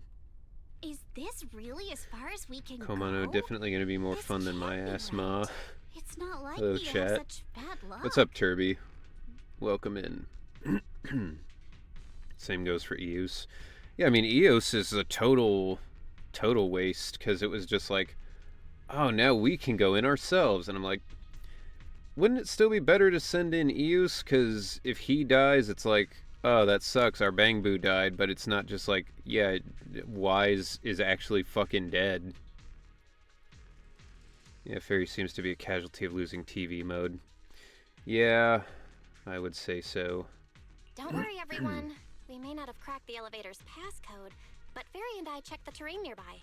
The cliff behind us isn't that steep. That's the craziest thing about Zenless as a game is like, it's really weird to be playing a game and see it develop in real time, where they're like, all right, we've got this feature.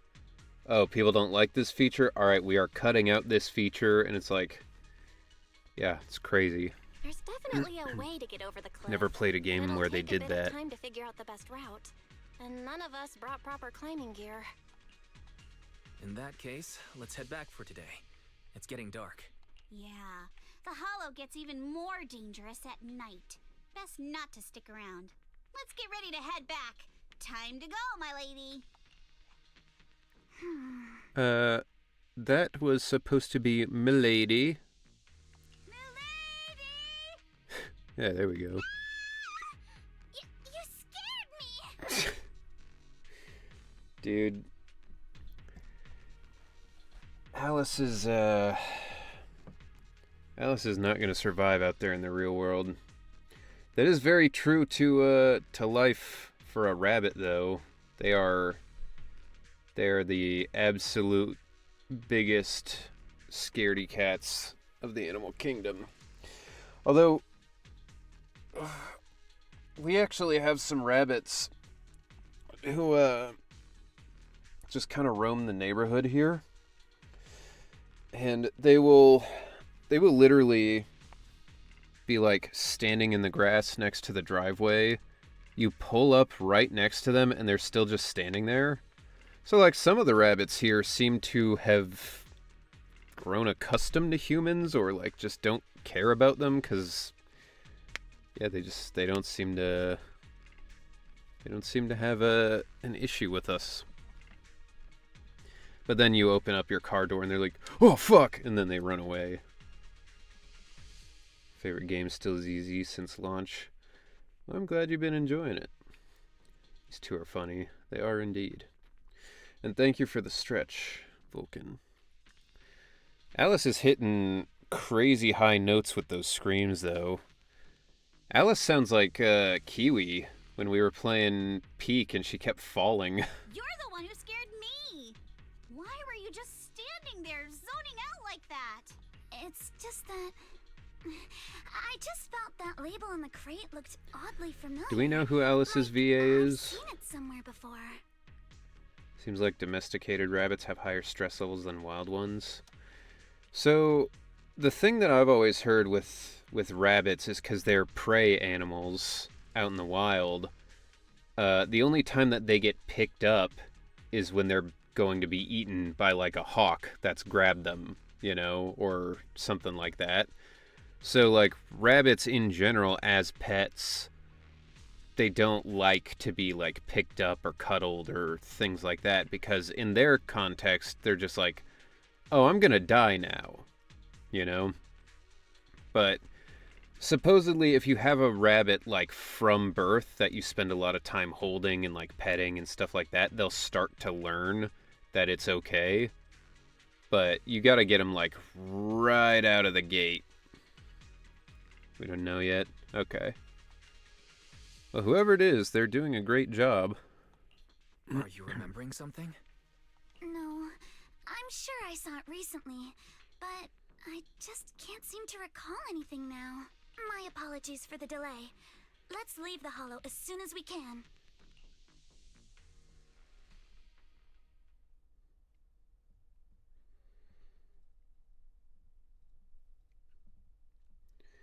Rabbits need a lot of attention, I believe. They're definitely an animal that, like, it's better to have two rabbits. You're not really supposed to have just one rabbit, because they're, you know, they're pack animals. So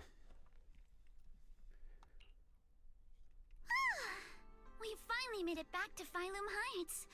It's already dark now. Great work, everyone. You too. Good job on keeping up with us all this way. And hey, our princess was actually more useful than I thought. Thanks. Since there's nothing more we can do today, let's just call it. alrighty. All right. I'll contact you as soon as we finish calculating the route. Meanwhile, Excuse me. Sorry to bother you all, but are you Miss Alice Timefield? Yes, that's me. And you are... Oh, I'm a concierge from Porcelumix in charge of receiving guests. We just received a package addressed to you. a package? Where was it sent from? I'm very sorry. There's no sender information on the package, and due to its size, it's not easy to move. So, for now, we've had to store it in our warehouse. This sounds like somebody has sent them a bomb. If possible, would you mind coming with me to take a look? Nope. Since it was sent specifically Nope, to this is a Wi-Fi bad idea. Peninsula, it might be something important. You're gonna get there, you're gonna open it up, it's gonna be a bomb. All right, understood. If you'll excuse me, I'll take my leave for now. If anybody ever comes up to you and they're like, yes, I have this package for you. It's too big to bring with me. You have to come with me to it. And you should do this right now. Like, that's a trap. Do not fall for it. Shortly after, somewhere in Phylum Heights. The place where the package is stored. How far is it exactly? We're almost there. Sorry for the trouble. Since the package is quite large, we wanted to be careful. What a goon, just pulling like fucking regular rope out of his... What a stupid idea. Like he's like, yeah, this'll get her. I'm gonna tie her to the tracks of that train. In case something goes wrong during the delivery. What? What on earth? I didn't think we'd actually be right. Fucking Wise emerging from the bushes like he's Homer Simpson. You didn't seriously believe we'd let our guard down around you, did you? All according to my plan. Senior Yinhu and Monato went to interrogate him. Monato's just in there breaking his fingers until he talks. Hey, Wise, there you are. What's the situation inside? Oh, not good. Monato accidentally beat him to death in a rage. Well, it feels like we witnessed a whole new side of Master Pan. He kept yelling something about Chaos Emeralds. I don't really get it. Two-bear interrogation sounds hot. I don't know, man. If you've never watched Grizzly Man, you should watch that before you wanna be in a room with two bears. Master Pan must have watched a ton of crime dramas. He even said lines like, "Lighter sentence if you confess, harsher if you resist. Want some fried rice?" And, "Sorry, I'm a mystic." Wait, she's supposed to be being Pan Yinhu? And that was the voice? It sounded more like Monato. Are you alright, Alice? Being the bait must have been pretty scary. There's no need to worry. I'm quite alright. I may not be the best at dealing with unexpected situations, but thankfully... Some say it's we were prepared for this unbearable. Monato may not be a literal bear, but he's big enough to count. I thought for somebody to be a bear in the, like, gay community, they have to be, like, hairy as well. Monato doesn't seem all that hairy.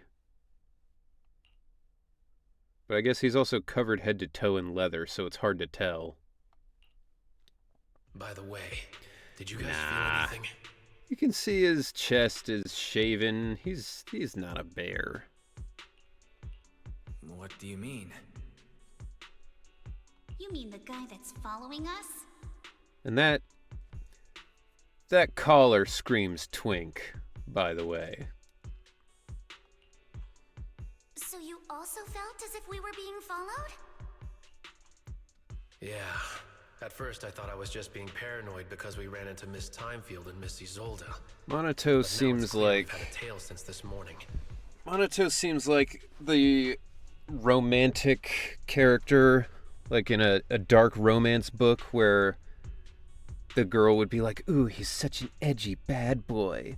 But then, like, he wears a choker because he's actually submissive, and she's like, I can tame him. I'll make him mine. And he's like, ugh, you're just such an annoying bitch. I hate you so much. And she's like, oh my god, that makes me so hot. Because that's how romance novels are. They are They're horrid. I've read a few romance novels for audiobooks, and they're all like that. What should we do? Should we get him? A lot of characters wearing chokers and ZZZ recently, now that I'm thinking about it. Oh yeah, it's the like Kingdom Hearts Final Fantasy thing where it's like, wow, that's a lot of belts on your pants there. Awful lot of zippers you got on those clothes. But we don't have any solid proof that they're up to something. Even if we catch them, they'll just brush it off. Plus, we would risk giving ourselves away. Chokers and the leg bands are popular. Chokers do seem to be making a comeback in popular fashion as of late. I agree with the proxy. Besides, Yeah, they probably haven't tried actually, anything, just 'cause in this we've got scene, numbers Wise is on the our only side. one without a choker. Once one of us is alone, chances are he'll make his move.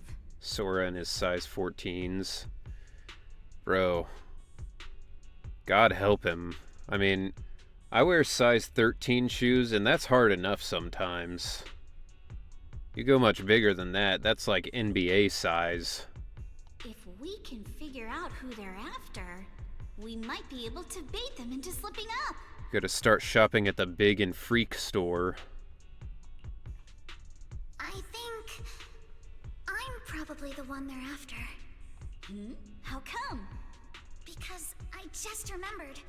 The crate that hit my window last night had the exact same label as the one we saw in the hollow. How could you possibly have seen the label on the crate as it was hitting your window?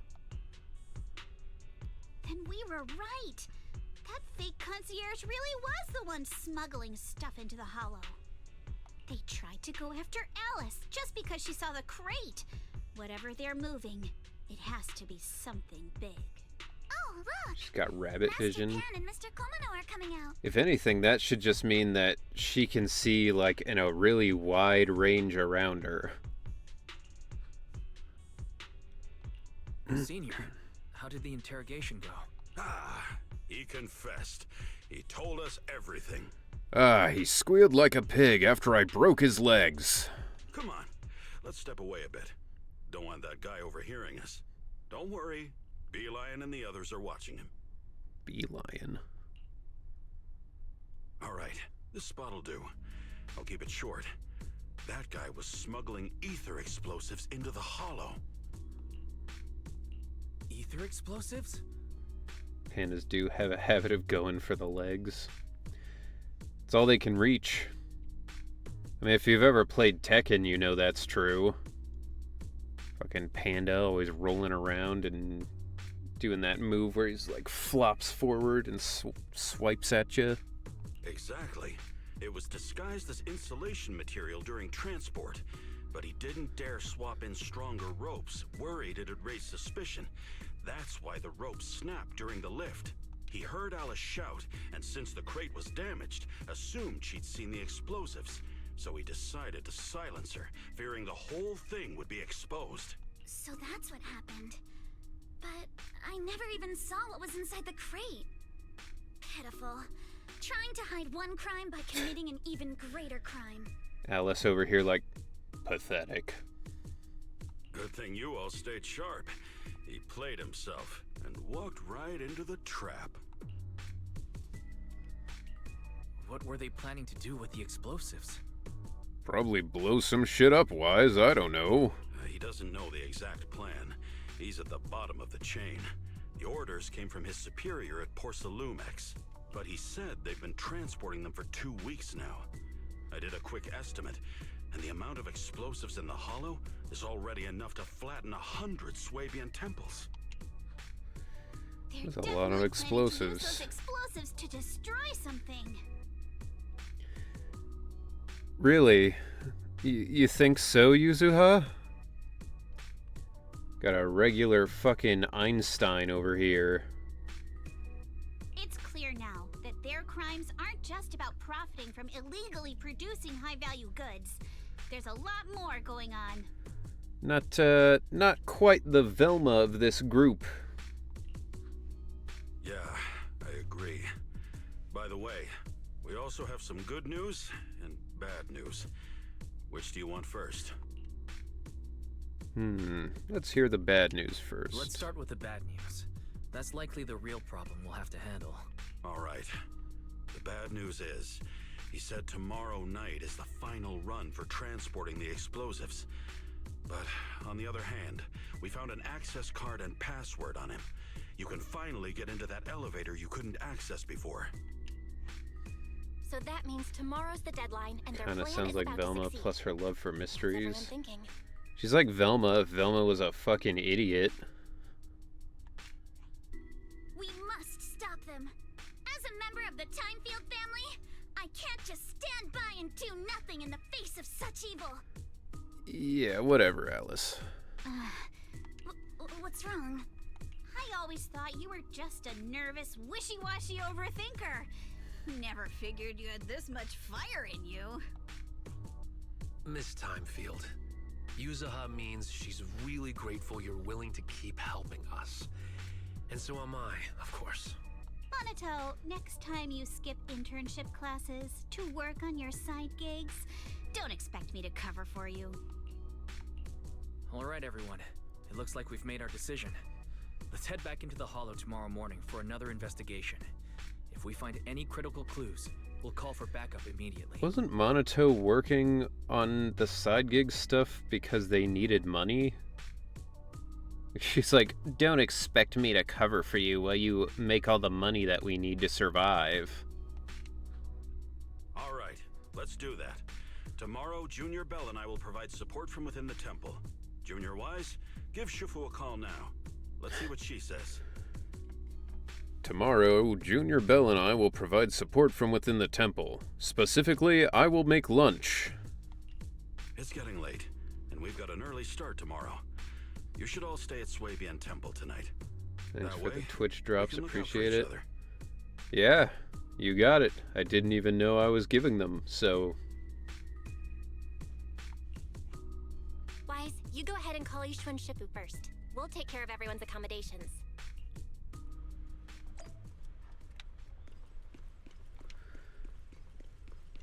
Yeah, the ZZZ drops. Yeah, I always just forget that's a thing on Twitch. You dial Yixuan Shifu's number and tell her everything that has happened over the past few days. I see. In any case, Wise, you must all be extremely careful when you head into the Hollow tomorrow. Porcelumix has been busy dealing with the safety investigation, yet our enemies haven't faltered in carrying out their plans. That means they're out of time and desperate to act. So you mean that they don't have full control over this situation? There's some other factor that's forcing them to act? It must be so. I shall head out once I settle things tomorrow and should be back at Swabian Temple by night. Strictly speaking, Yunque Summit should stay out of Waifei Peninsula's affairs, but given the urgency, we'll make an exception. What do you mean, strictly speaking, you should stay out of their affairs? All you've done so far is be in the middle of their affairs. Since I'm using Belle as MC, Panyin is with the boys. Well, Wise. We're boys and we're making noise. Sorry to trouble you, Shifu. There's no need to be so polite.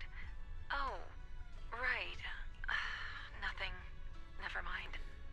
It is wild that she's like the leader of this temple, and we've seen her probably the least out of everybody so far.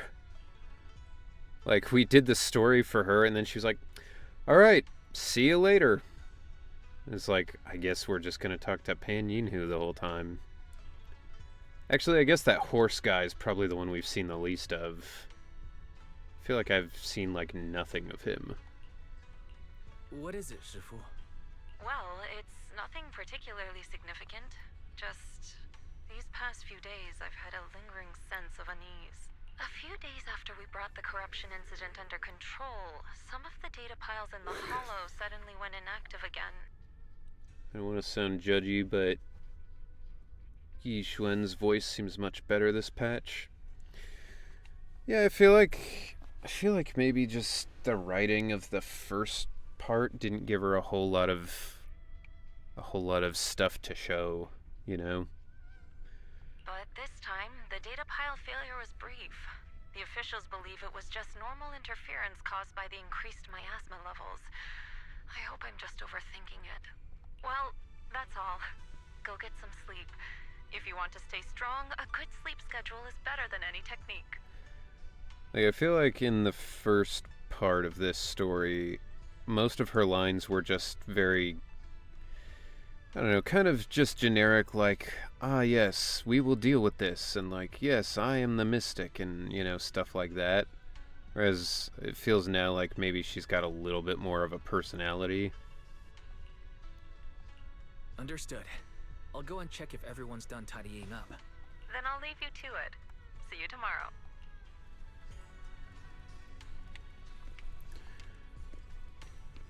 Alright, oh, we're not going to bed? Oh, we gotta talk to all these people. Oh, Wise, you're done with the call already? I was just thinking of saying a few words to Shifu myself. What the fuck? Huh? Why is everyone just standing around here? There's not enough keep rooms at Flavian switching my Temple right now. fucking No one's comfortable taking Shifu's room or Senior Fufu's room, and the room Alice stayed in before is being used to hold the prisoner.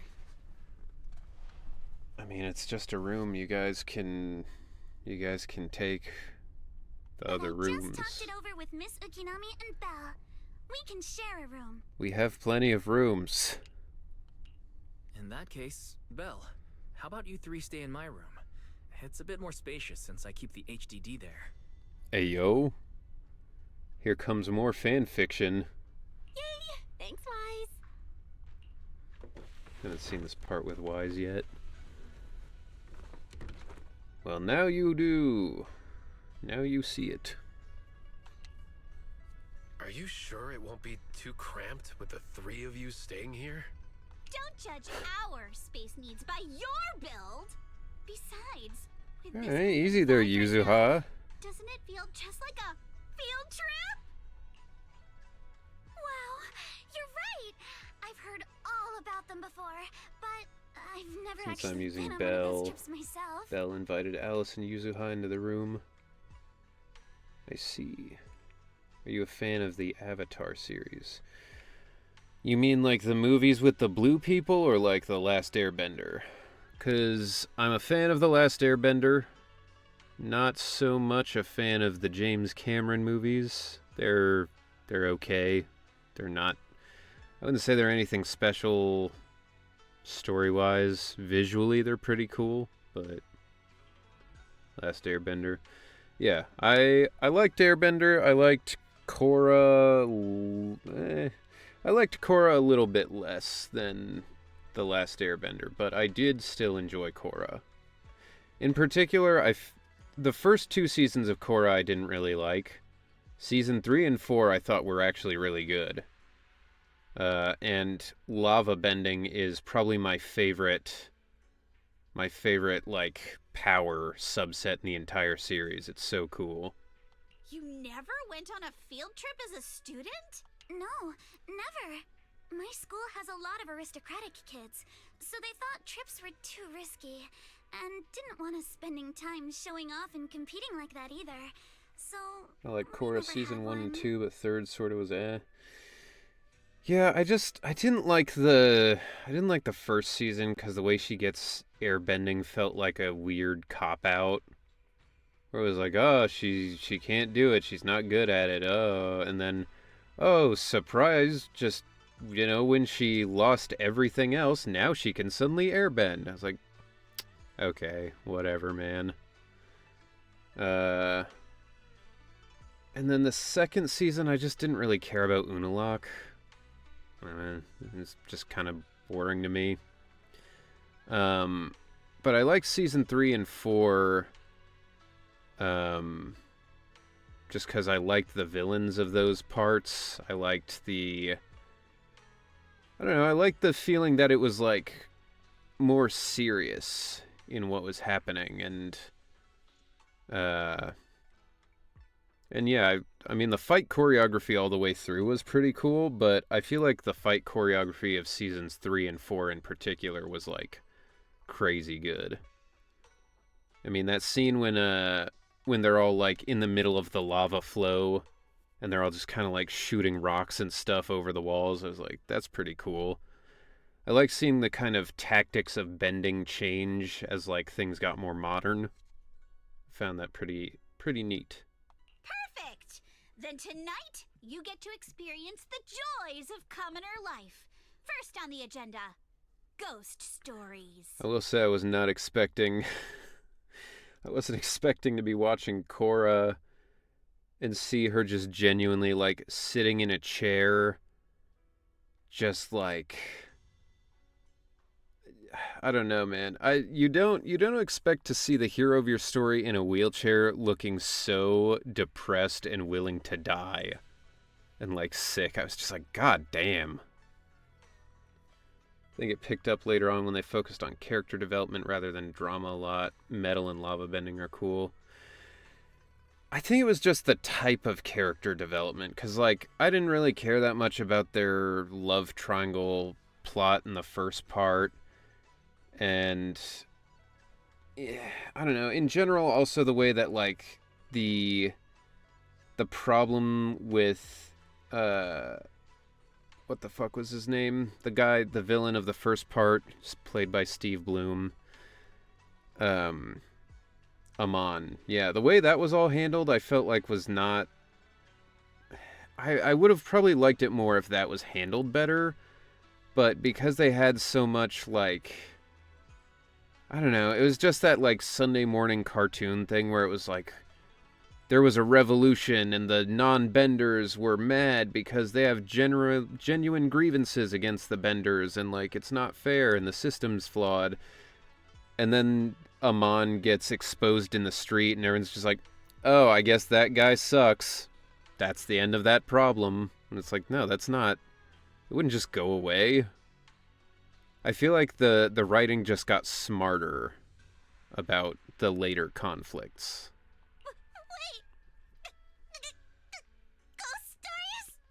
Ghost? Oh, jeez. Judging by that face, milady, I can tell that you're the perfect audience. Don't worry. She said that like she's a cat. The perfect audience. I will say, Yuzuha as a character is annoying, but whoever's doing Yuzuha's voice is doing a great job. She's got a lot of personality. Did you see that they were writing a sequel to Korra? Yeah, they were doing a movie of the original Avatar characters all grown up, and then a sequel... Or, yeah, it's a sequel to Korra where it's like years in the future after an apocalypse or something. Kimberly Tierney, who voiced Yuzuha. Never heard of her, but she's doing a great job. Ghost stories. Glad I dodged that bullet. What's wrong? My belt feels a bit heavy. I wanted to take it off, but the buckle seems to be jammed. Here comes the sleepover shenanigans. She's like, my belt feels heavy. I need you to help me take it off, Yuzuha. She's sort of newer VA. Yuzuha was one of her first voices, I believe. Is it that it's one of her first voices, or just that it's one of her, like, recognized ones? Because, like, Ben is probably what you would consider my first big character, but I have been doing this for 10 years, so it's like, you know... That is the funny thing about the perception of VO stuff. It's like people are like, they're a new VA, and it's like, not really. We've been out here for like a decade, but it's just new to the spotlight, I guess you'd call it. It's a shame the fandom bothered her over a GIF. Yeah, I saw that. That was dumb. Curious how much of the writing of Dragon Ball was how can we make this cliffhanger segue to the next cliffhanger? Well, if you believe what people say about Toriyama and his editor was responsible for a lot of the arcs going the way they kind of did. Or I guess it wasn't even his current editor. It was like an editor that he had in the past who he respected the opinion of. Hold still. Let me take a look. We sometimes get similar issues with the crafts at our shop, so I always carry a toolkit with me. See? Here. Why is the music so sad? It's like, my belt is stuck. What the fuck? Wasn't Toriyama also notorious for writing as it goes with no plans? Yeah, I don't think he was necessarily as, like, fly by the seat of your pants as somebody like Hirohiko Araki was, but he definitely also wasn't planning everything out all the time, because when he asked that editor, like, what do you think of these villains? And it was Android 19 and Dr. Giraud. I think it was 19. Which one was the weird, fat, like, white guy? 19 and 20. Yeah, it was like, oh, what do you think about this? And his editor was like, nobody's gonna care about these villains if it's just, like, a fat guy and an old guy. And so then he made the other androids, 17 and 18. And then after that was Cell. And he was like, what do you think of Cell? And he was like, Cell's cool, but he's pretty ugly. Make him look better. And he was like, all right. So then he upgraded him again. He was like, do it again, though. He's ugly. And that's why Imperfect Cell was there for a little bit. And then he became Perfect Cell. And his editor was like, yeah. Editor was doing work. He really was. And I think Cell was supposed to be the last arc as well. And then it was like, yeah, no, we're doing another arc. And that's when the Boo Saga came in. I wish Dragon Ball Super got a continuation. Yeah, what's going on with Dragon Ball Super at this point? I know,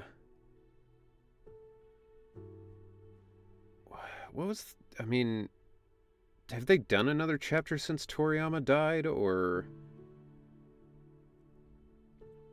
If I recall, there's a rumor that Namek Saga would be the final arc.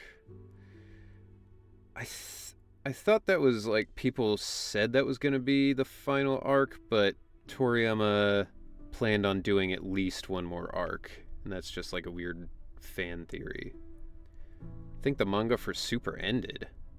What? I didn't know that. Super's up in legal disputes with Toei and Shueisha or something. Ah, I see. I was gonna say, I want them to make more Super so they can make movies of Super, so I can see Ultra Ego Vegeta and, more of Broly.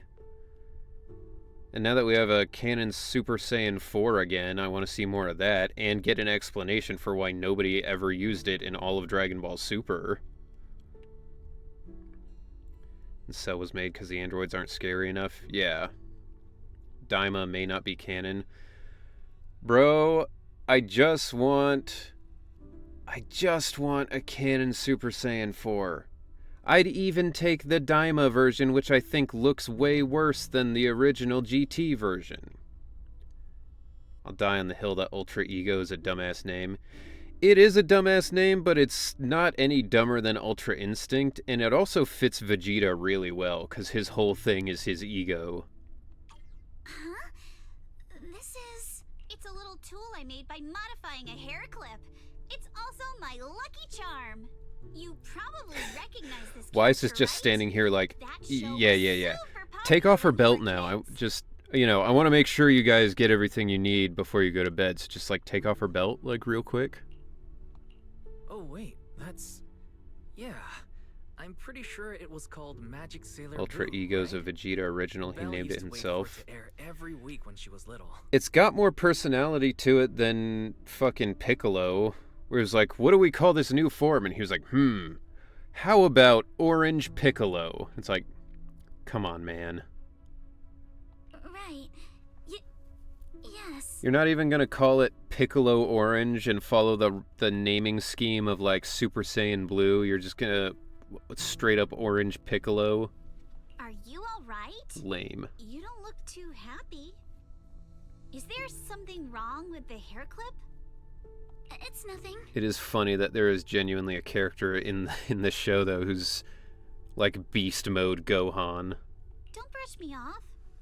Something's definitely bothering you, right? I wasn't a fan of Orange Piccolo. I didn't dislike the form. I thought it was a weird way to do it, where he was like, "Hey Shenron, can I be more powerful?" And Shenron was just like, "Oh yeah, easy. Here's a new form for you."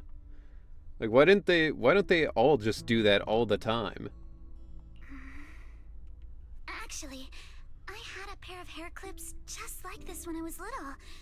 They were my favorite, but And I lost one of them. the way Gohan unlocked Beast Gohan was cool.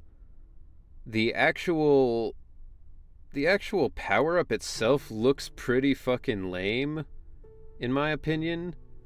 Like, the white hair's cool, the silhouette of it's cool, the red eyes are cool, everything surrounding it is cool.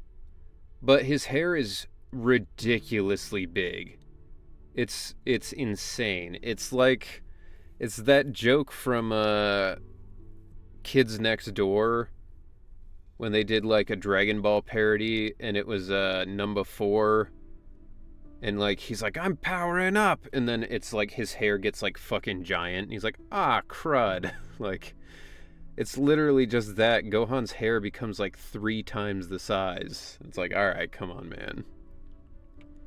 Because Goku's the only character that matters. Yeah.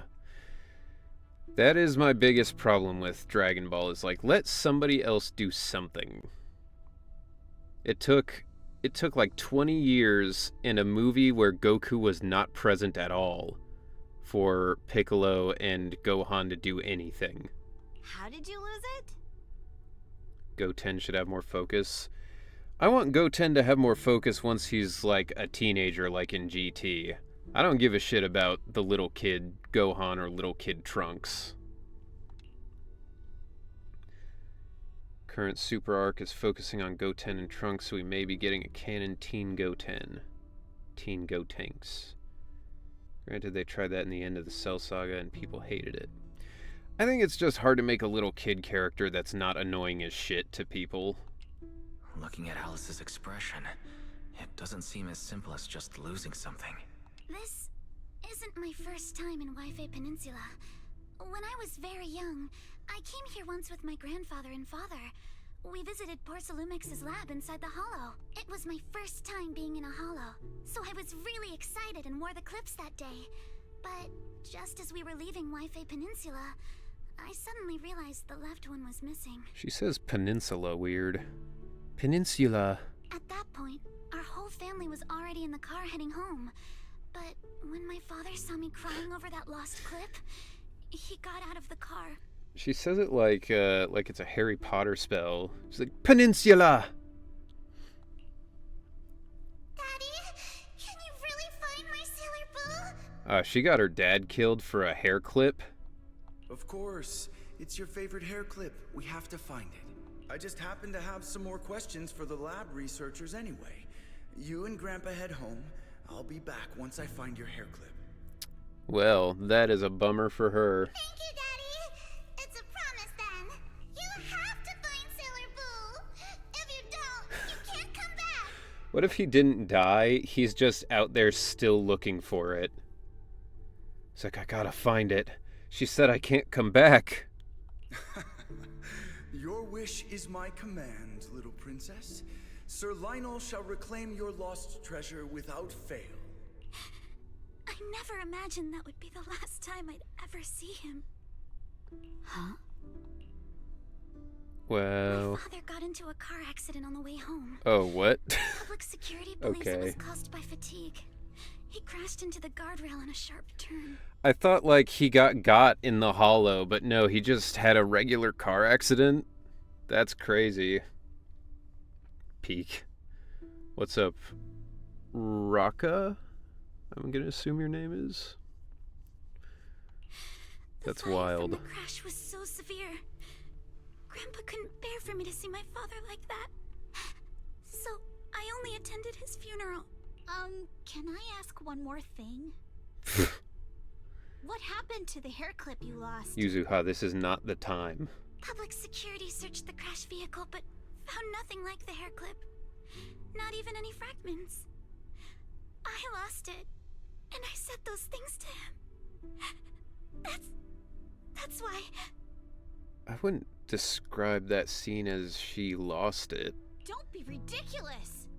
This wasn't your fault! You can't blame yourself like that! You sure about that? You sure about that? You sure about that's 'cause why?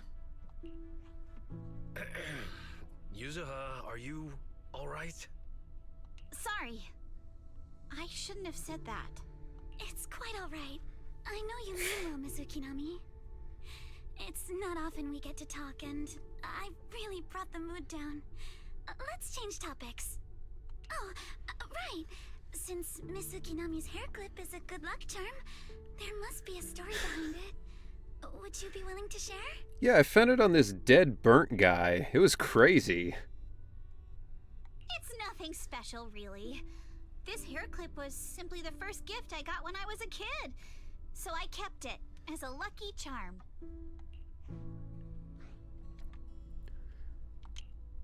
Feels like you're brushing us off. Same.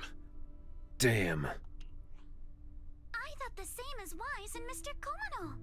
I'm not hiding anything. I'm just telling it like it is. And come on. We all know each other pretty well by now. So you don't have to keep calling me Miss Ukinami or Manato Mr. Komano. Especially every time I hear you say Mr. Komano, I have to hold back my laughter so hard my abs start to hurt. Classic example of deflection. You're just trying to keep everybody away because you're too scared to let them get close. Very well. From now on, let's be more casual with one another.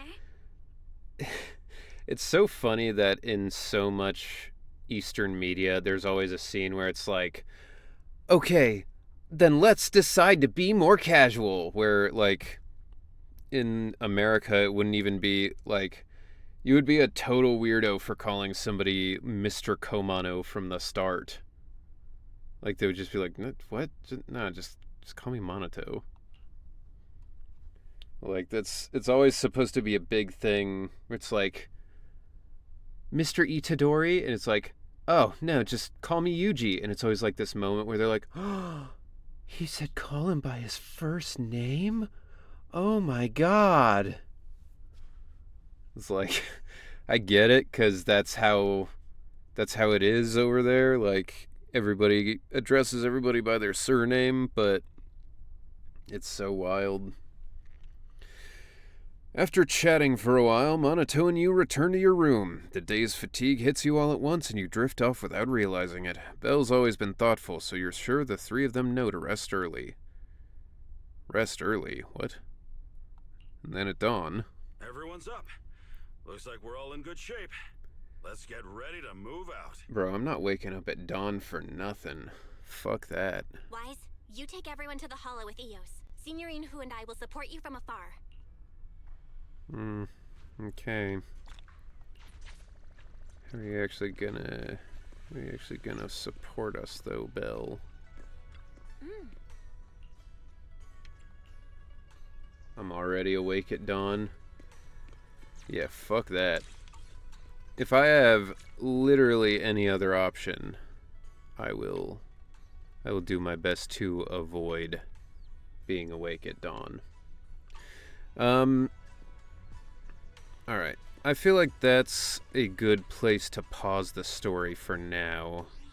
We've got a little bit of time left. So there's 2 events going. I guess I'll leave it up to you guys. We can start one of these events, or I can go do like the Hollow Zero stuff that I haven't done yet for this week. Up to you. Well, it doesn't matter to me. I mean, I'll do all of this stuff off screen, unless you guys prefer I do some of it on screen. I vote for Hollow Zero. Hollow Zero, okay. Hollow Zero it is then. Where was that? No. Thanks a lot. It was Tinted Alina, thank you for the follow. Very much appreciated. Hollow Zero. Use random teams. I don't know about that. I'll just use this this team. This weird ass team. Fuck it. That one. Got a new ghost story to share? Alright, her trial. I'll protect you from. Officer, good day. Don't just where- ready. Let me finish touch. Eradicate. Use Miyabi, and then the other one was Korin, right? Is there a better Korin I can use? There is not. Power adaptation, though. There we go. Let's give it our all. Did you see the Fantastic Four? I have not seen it yet. I hear it's good though. I've seen people have been talking about it, saying it's pretty good. I might see that this weekend. One plus of ZZZ on mobile is that you can scroll the menu without hearing everybody. Yeah, I mean, maybe I want to hear them. Some of them I would literally never hear otherwise. Let's do one of these Korin ones, just because I never use her. So, now's a good chance to get that stuff. Well, I can. We'll go for the physical damage, I guess. The movie's a good watch. Good. I mean, I've never had, like, a bad time. Never had a bad time at a Marvel movie, so I figured I'd enjoy it anyway. But it is good that they finally broke the Fantastic Four curse of making movies that everybody hates. Ow. Alright.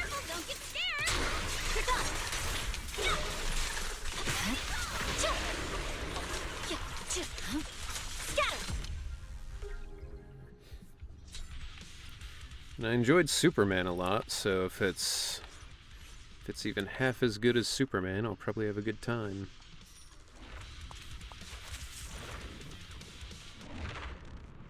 I'd argue the first Fantastic Four with Alba and Evans wasn't even bad, just an early 2000s comic movie. Yeah, I think a lot of people look back on that era now and are a lot more forgiving about them than they used to be, because, like, a lot of those movies, like you said, weren't really that bad. They were just kind of before the code had been cracked for a comic book movie. What? Okay. But I do have to say, Ghost Rider is not one of those movies. Ghost Rider was total shit, which is super unfortunate, because I love Ghost Rider, and I don't really understand it, because Nick Cage is supposedly a gigantic fan of Ghost Rider, but, he didn't seem to understand that character. I see it. Weakling.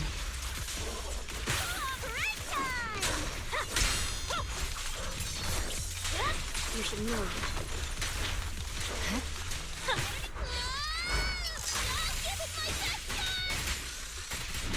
Felt like Toby's Spider-Man. I mean, Spider-Man definitely walked so these other movies could run.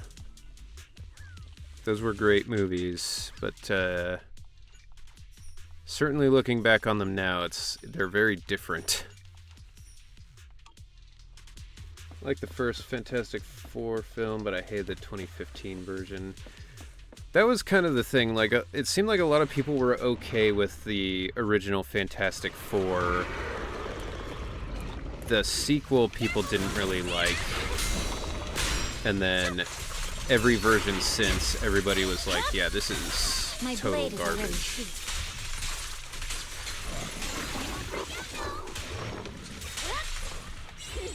Come on! Don't be nervous!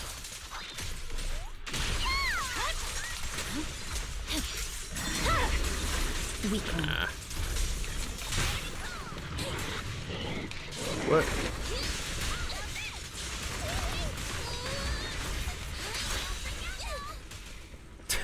Yuzaha's just going nuts over there.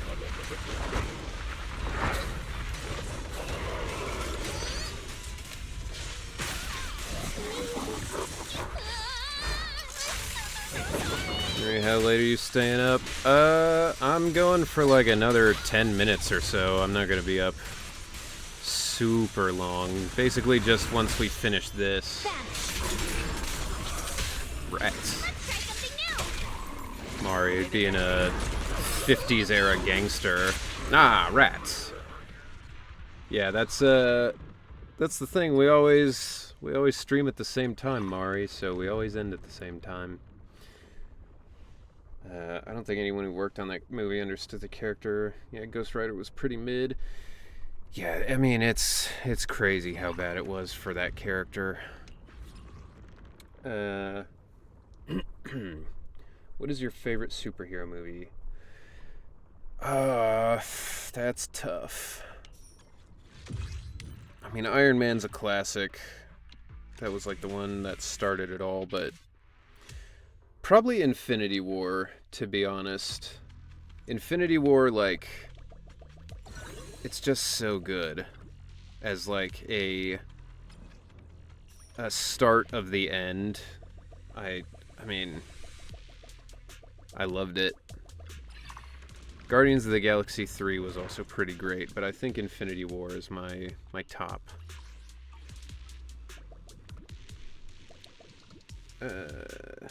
Every time Corin ults, I scream along with her.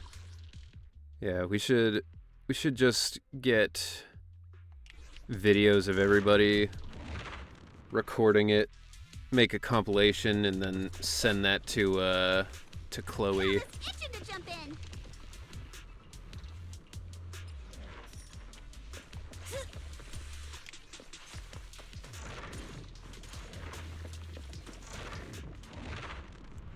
24-hour stream? Absolutely not. A 72-hour stream may literally kill me. And I will never do a hot sauce anything again. Infinity War cinema experience was generational. Yeah, I mean, like, there will never be anything quite like that again.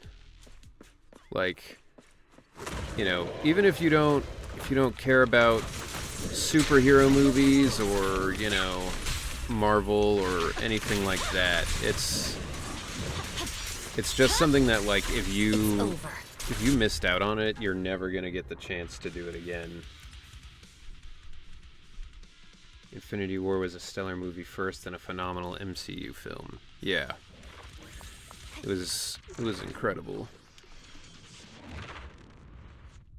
I loved Infinity War, but I think Wolverine and Deadpool was super fantastic. Yeah, I was pretty surprised by Deadpool and Wolverine. You know, like, I didn't dislike the other Deadpool movies, certainly, but I didn't expect them, or I didn't expect the newest one to be, like, as good as it was. This team kinda isn't ideal for beating people fast. No! I got stuck! No! Damn. Unfortunate. Speaking of Chloe, did you know she sang in one of the most famous Friday Nights at Freddy's songs of all time? I did. Yeah, because occasionally when we would stream together, somebody would come in and be like, "Oh shit, you were the person from that song?" And they'd be like, "Yeah." My blade is already sheathed.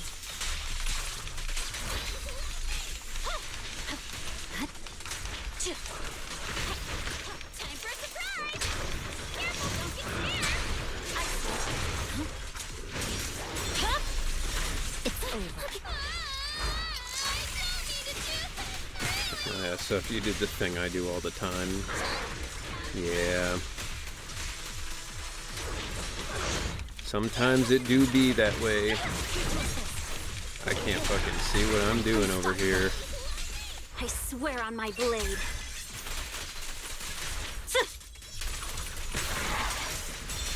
God damn, Miyabi, you don't have to yell right in my ear. Just did a move and she was like, "Ugh!" It's like, yeah.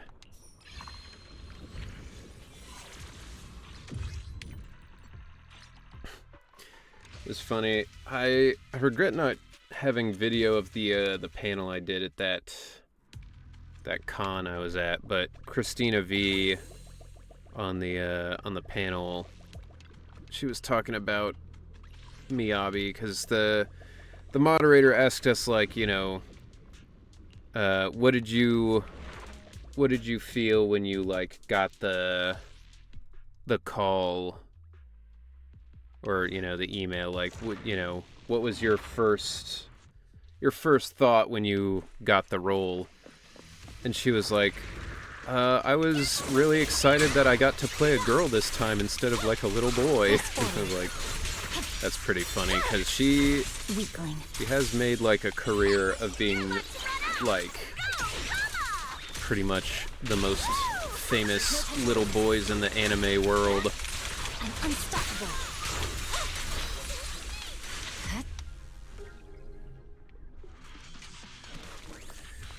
Honestly, I wasn't sure about this team, but it's kind of crazy how good it is. Although, let's be honest, it is Miyabi and Yuzuha who are really pulling here.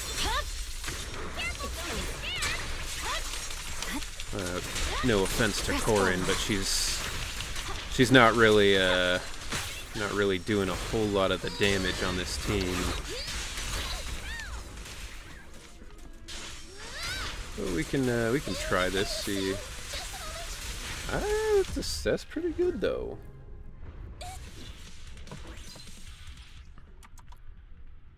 Here we go. Something I really would like to change: low teenage boys rarely sound like girls, in my opinion. Corin's here for support.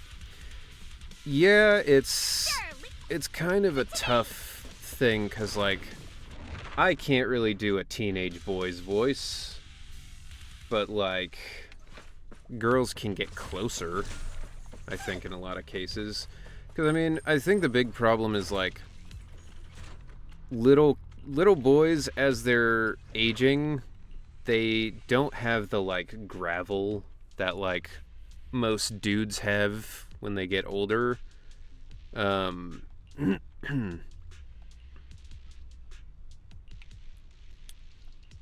What is this? Yeah, whatever. But, you know, if you were to try and, like, do that voice, you just end up sounding like, "Hey guys, what's going on?" Which also doesn't sound like a teenager, you know? But at the same time, the only way I think you could really effectively change that is if you just hired actual teenagers. But, like, how many of them are there in the industry?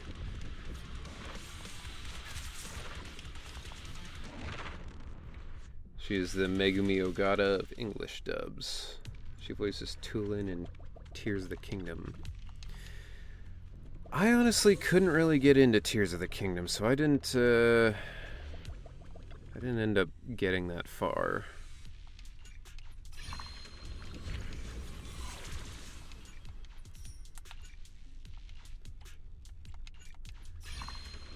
I don't know. I think maybe just because I played so much of Breath of the Wild that when I started Tears of the Kingdom, I was kind of like, eh, I already kind of did all this. Finished it, but didn't explore as much as Breath of the Wild. Yeah, I didn't want to explore the same the same map again. And like, I know there was more stuff to it, but I don't know. Your fate is sealed. Careful, don't get scared!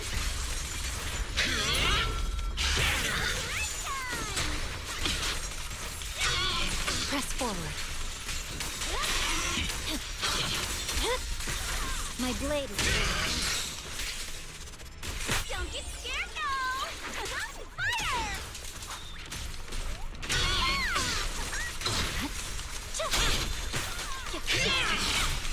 No room for mercy. It's over.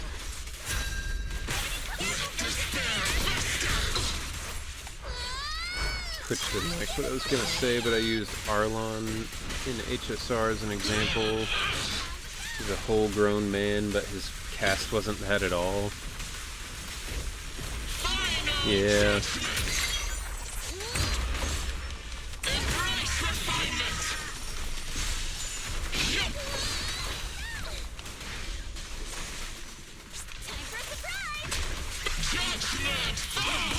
I'm unstoppable. Purging slash. Hello, what's up, Void Dashu?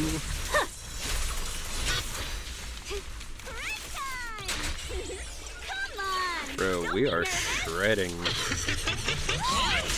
this person. Yeah.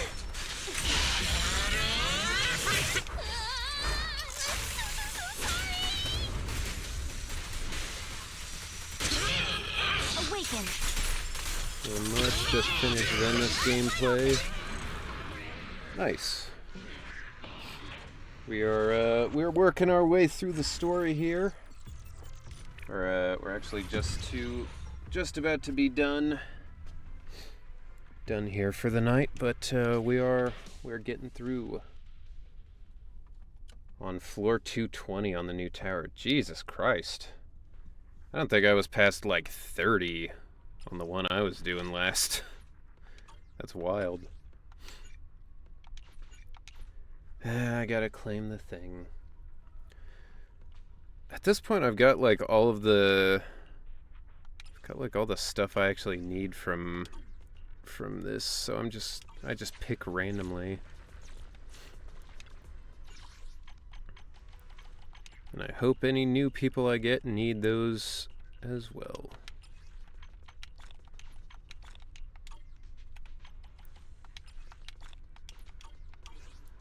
It really is crazy how much free polychrome they give you.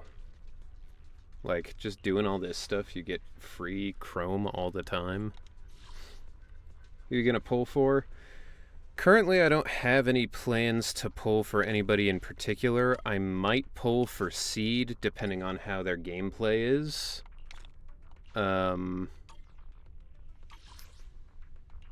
But other than that, I don't really have any plans in particular. Why does it still say new? What is it? What do you want? I don't know. Strange. Alright. Just lost 50-50 to Nekomata. Damn. F's in the chat, everybody. F's in the chat for Durfaxorus. We'll get him next time, Snake. Alright.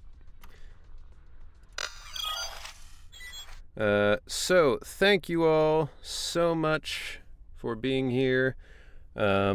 We will be doing more of this Wednesday. I'm hoping that'll be all for this. We'll get to we'll get to finish this. Next 10 poll will be the character you want. Yeah, for sure. Yeah, we'll finish this and then we'll go back to Hades, but that will be Wednesday. But yeah, thank you all for being here and have a good Tuesday tomorrow, and I'll see you on Wednesday. Wait a minute, stream has been up for 1 day and 1 hour? Hold on a second. Is this person live?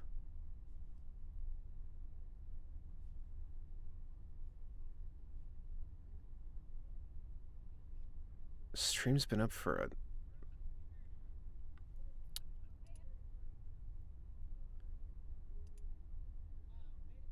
Yeah, they seem like they're live. For 25 hours? I mean, that something has to have been up with that. That's... Alright, well, you know what? We're gonna try it. I don't know, that's very strange, but we'll raid them and see what happens, because I don't really, I don't know, that's very weird. But they are live, and they're responding to the chat, so I think that's fine. Alright, in any case, I will see y'all Wednesday. Thank you for dropping by, as always, and have a good one.